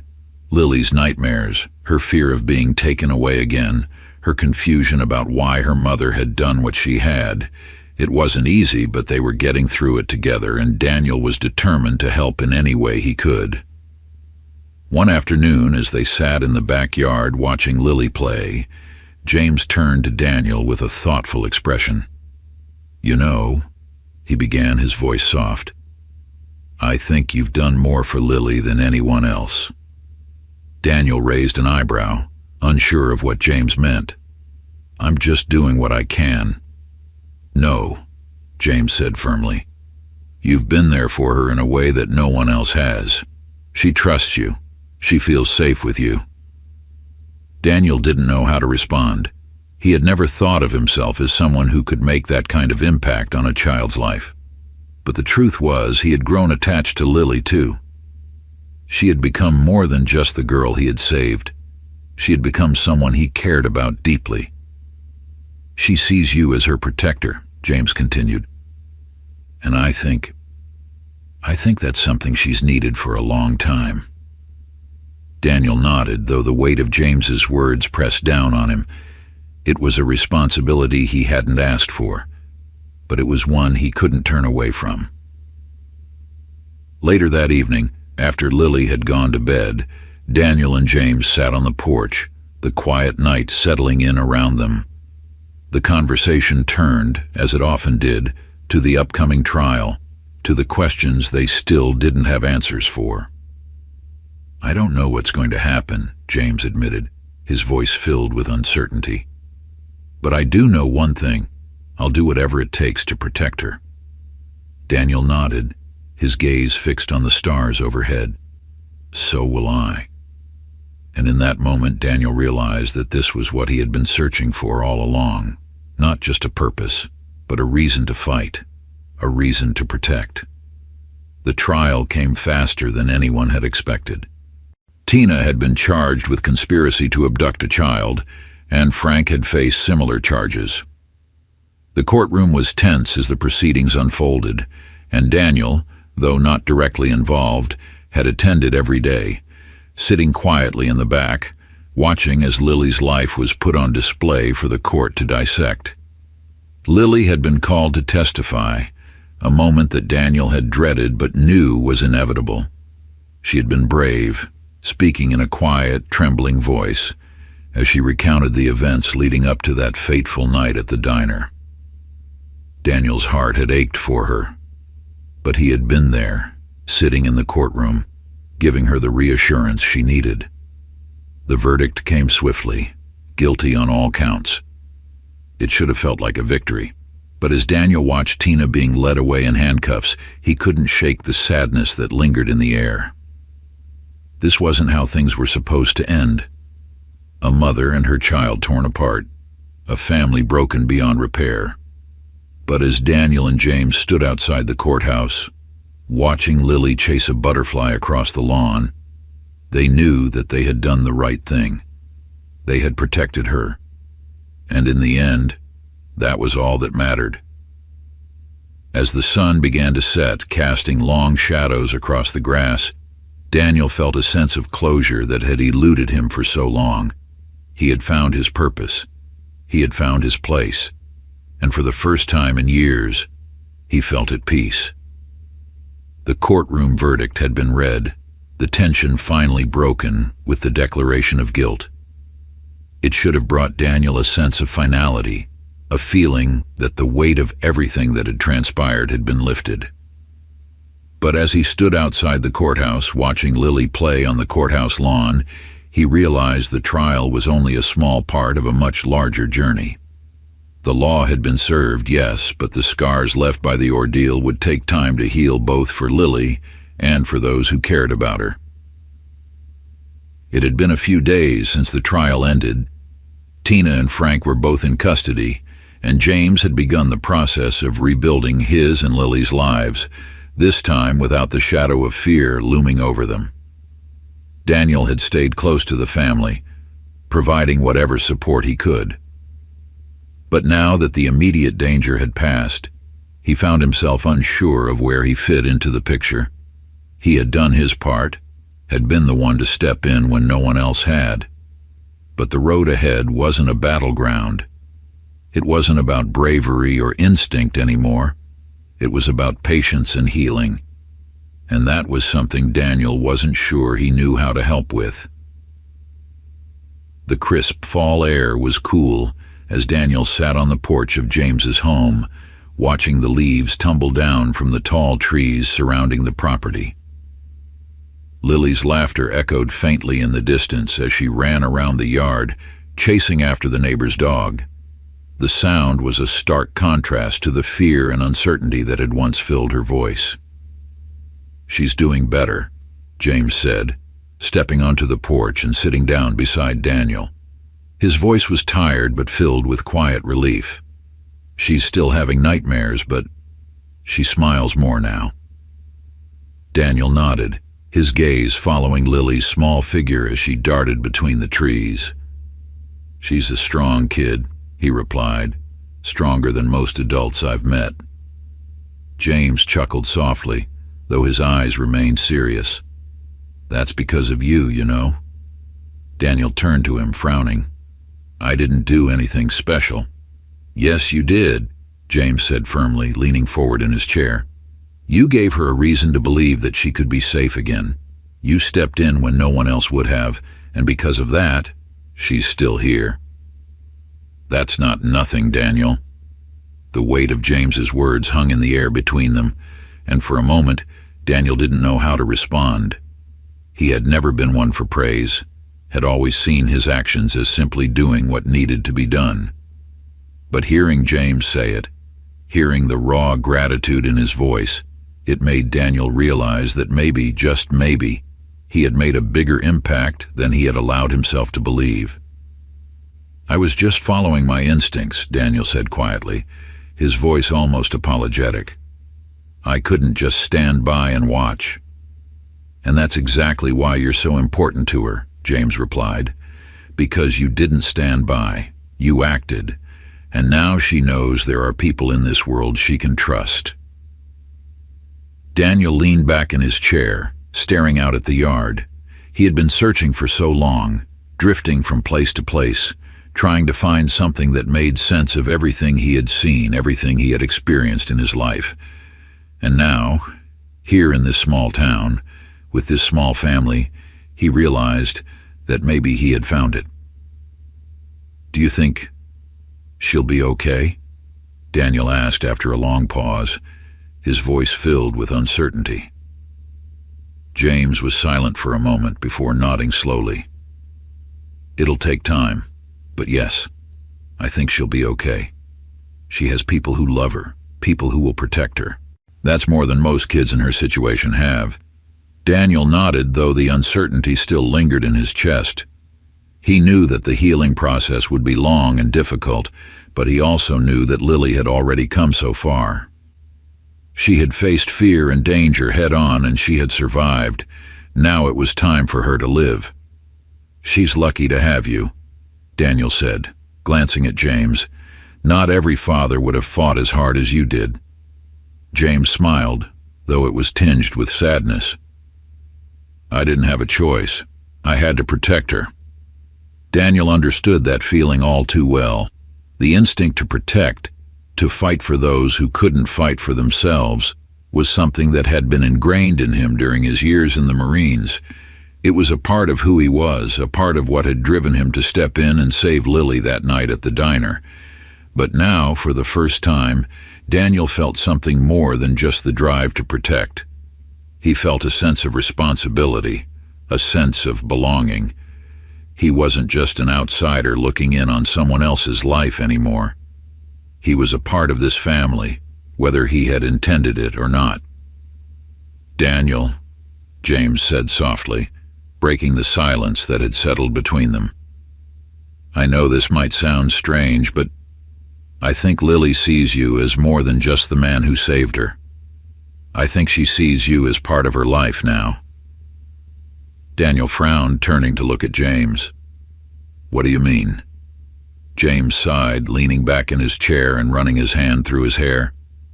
"She talks about you all the time. She looks up to you.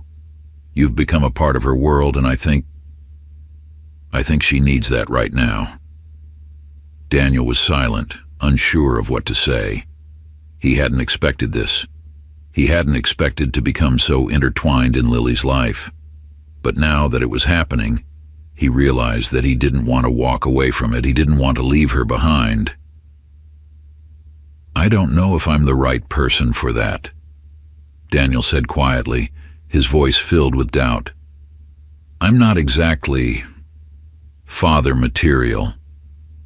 James chuckled softly, though there was no judgment in his eyes. "You don't have to be her father, you just have to be there for her. That's all she needs right now." Daniel looked out at the yard again, watching Lily laugh and played with the dog. The sun was setting, casting a warm golden light over the scene, and for the first time in a long time, Daniel felt a sense of peace. Maybe this was where he was meant to be. The weeks following the trial passed by in a blur of quiet moments and slow recovery. Lily had returned to school, though her teachers had been informed of the situation, and extra care was being taken to ensure that she felt safe and supported. Daniel had found himself becoming more and more involved in her life, spending afternoons with her and James, helping out wherever he could. It was a new role for him, one he hadn't anticipated, but one he found himself embracing more and more each day. Lily trusted him, and with that trust came a responsibility that Daniel took seriously. He wasn't just the man who had saved her anymore. He was someone she looked up to, someone she relied on. And that realization had changed something in Daniel. It had given him a new sense of purpose, one that went beyond the instinct to protect. He wanted to help Lily rebuild her life, to give her the tools she needed to face the world without fear. He wanted to be a part of her journey, not just as a protector, but as a guide.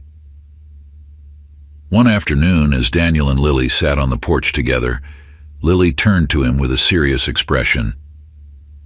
"Can I ask you something?" "Of course," Daniel replied, leaning forward slightly. "Do you think I'll ever be like normal again?" Lily's voice was quiet, almost hesitant, as if she was afraid of the answer.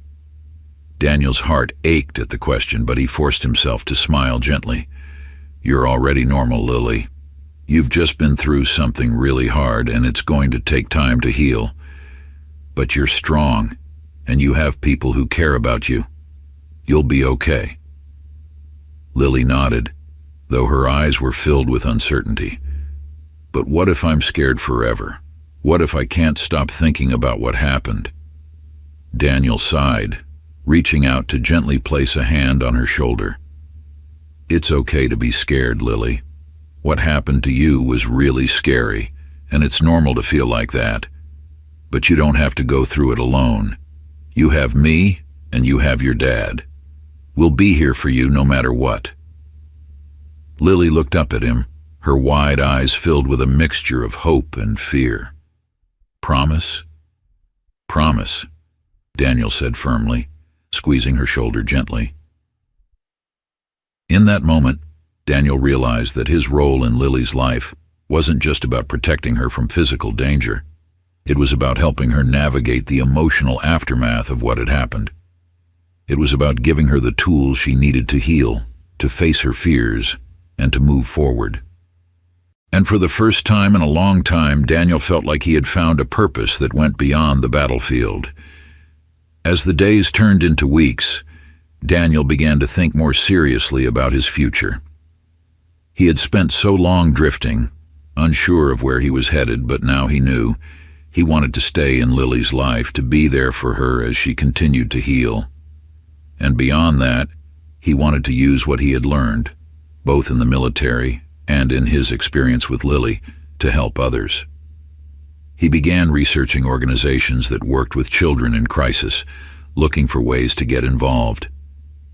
There were so many kids like Lily, kids who needed someone to step in and protect them, to guide them through the darkness. Daniel knew that he had the skills and the experience to make a difference, and for the first time he felt like he had found a path that made sense. One afternoon, as he sat with James on the porch, Daniel broached the subject. "I've been thinking," he began, his voice thoughtful. "I want to do more. I want to help kids like Lily." James looked at him, surprised. "What do you mean?" "I mean, there are so many kids out there who need someone to protect them, to help them through tough times.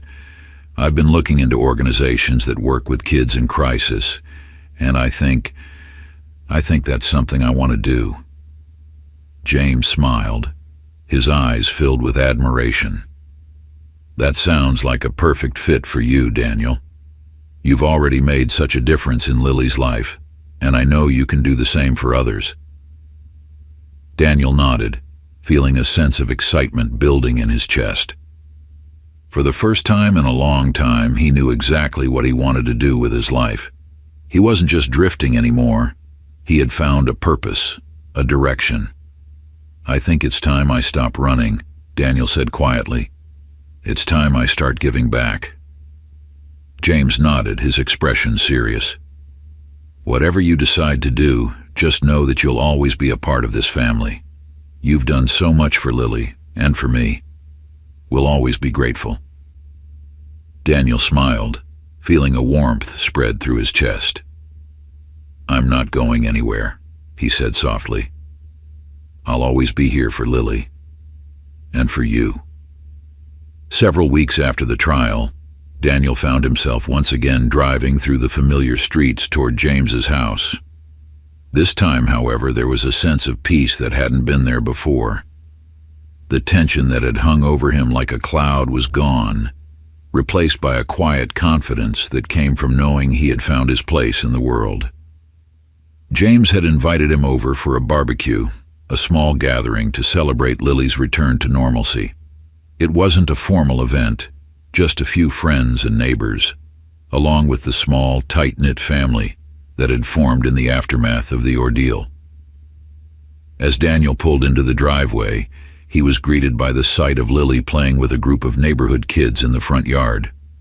Her laughter echoed through the air, bright and carefree, and Daniel couldn't help but smile at the sound. She had come so far since that fateful night at the diner, and seeing her so happy, so full of life, was all the proof Daniel needed that he had made the right choices. James greeted Daniel with a handshake and a smile, pulling him into a quick hug. "Glad you could make it," he said warmly. "Lily's been asking about you all morning." Daniel chuckled, though his heart swelled with pride. "I wouldn't miss it." The backyard was filled with the smell of grilling burgers and the sound of cheerful conversation. It was a scene of normalcy, a far cry from the tense, fearful moments that had defined the past few months. And yet, in this quiet, peaceful setting, Daniel found a sense of closure he hadn't realized he needed. As the afternoon wore on, Daniel found himself sitting at a picnic table with James and a few of their friends, watching Lily as she played with the other kids. She was laughing, her dark curls bouncing as she ran around the yard, her smile wide and carefree. "She's come a long way," James said softly, his eyes filled with a mixture of pride and relief. Daniel nodded, his gaze fixed on Lily. "She's a tough kid." "That's because of you," James said, turning to look at Daniel. "You gave her the strength to believe she could be okay again." Daniel shook his head, though there was a warmth in his chest that he couldn't deny. "She had the strength all along. I just helped her find it." James smiled, though his eyes were filled with gratitude. "You've become a part of her life, Daniel, a part of our family. I don't think I'll ever be able to thank you enough for that." Daniel felt a lump form in his throat, though he forced himself to smile. "You don't have to thank me. I'm just glad she's okay." The afternoon stretched on, the sun beginning to dip low in the sky, casting a warm golden light over the yard. As the barbecue began to wind down, Lily approached Daniel, her eyes wide with excitement. "Can you come play with her when?" she asked, her voice filled with hope. Daniel smiled, standing up from the picnic table. "Of course."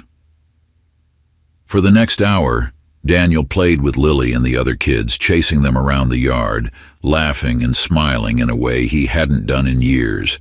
It was a simple joy, but one that filled him with a sense of peace he hadn't realized he was missing. As the sun set and the guests began to leave, Daniel sat on the porch with James, watching the last rays of light disappear behind the trees. Lily was inside getting ready for bed, her laughter still echoing faintly through the house. "Thank you, Daniel," James said quietly, his voice filled with emotion. "For everything." Daniel nodded, his heart full. "I'm just glad I could help." And in that moment, as the stars began to twinkle in the night sky, Daniel realized that he had found what he had been searching for all along, a sense of purpose, a sense of belonging. He wasn't just a drifter anymore. He wasn't lost. He was home.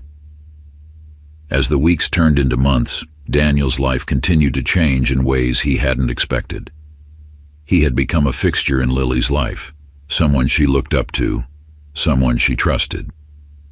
And with that trust came a sense of responsibility that Daniel had fully embraced. He had also followed through on his decision to get involved with children in crisis, volunteering with a local organization that provided support and protection to kids in dangerous situations. It was work that gave Daniel a renewed sense of purpose, a way to use his skills and experience to make a real difference in the world. But beyond that, Daniel had found something he hadn't even known he was looking for: a family. James and Lily had welcomed him into their lives with open arms, and over time Daniel had come to see them as more than just friends. They were his family now, a connection that went beyond blood or circumstance. They were the people who had given him a reason to stop running, a reason to stay. One evening, as Daniel sat on the porch of James's home, watching Lily play in the yard, he felt a deep sense of peace settle over him. The sun was setting, casting a warm golden light over the landscape, and the air was filled with the sound of crickets chirping in the distance. It was a simple moment, but one that Daniel cherished. For the first time in years, he wasn't searching for something, he wasn't running. He was exactly where he was meant to be. Lily ran up to the porch, her face flushed with excitement. "Look, Daniel," she said, holding up a small butterfly she had caught. "Isn't it pretty?" Daniel smiled, his heart swelling with pride. "It's beautiful, Lily."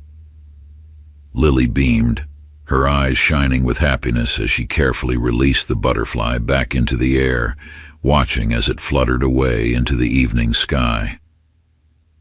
And as Daniel watched her, he realized that he had found something far more important than he had ever imagined. He had found a reason to stay, a reason to fight, a reason to protect. He had found a family. Thank you for joining us on this emotional journey of courage, redemption, and finding purpose. If this story moved you as much as it did us, don't forget to hit subscribe and click the bell icon to get notified whenever we share more stories of hope, resilience, and extraordinary acts of bravery. We have many more inspiring tales just waiting to be told.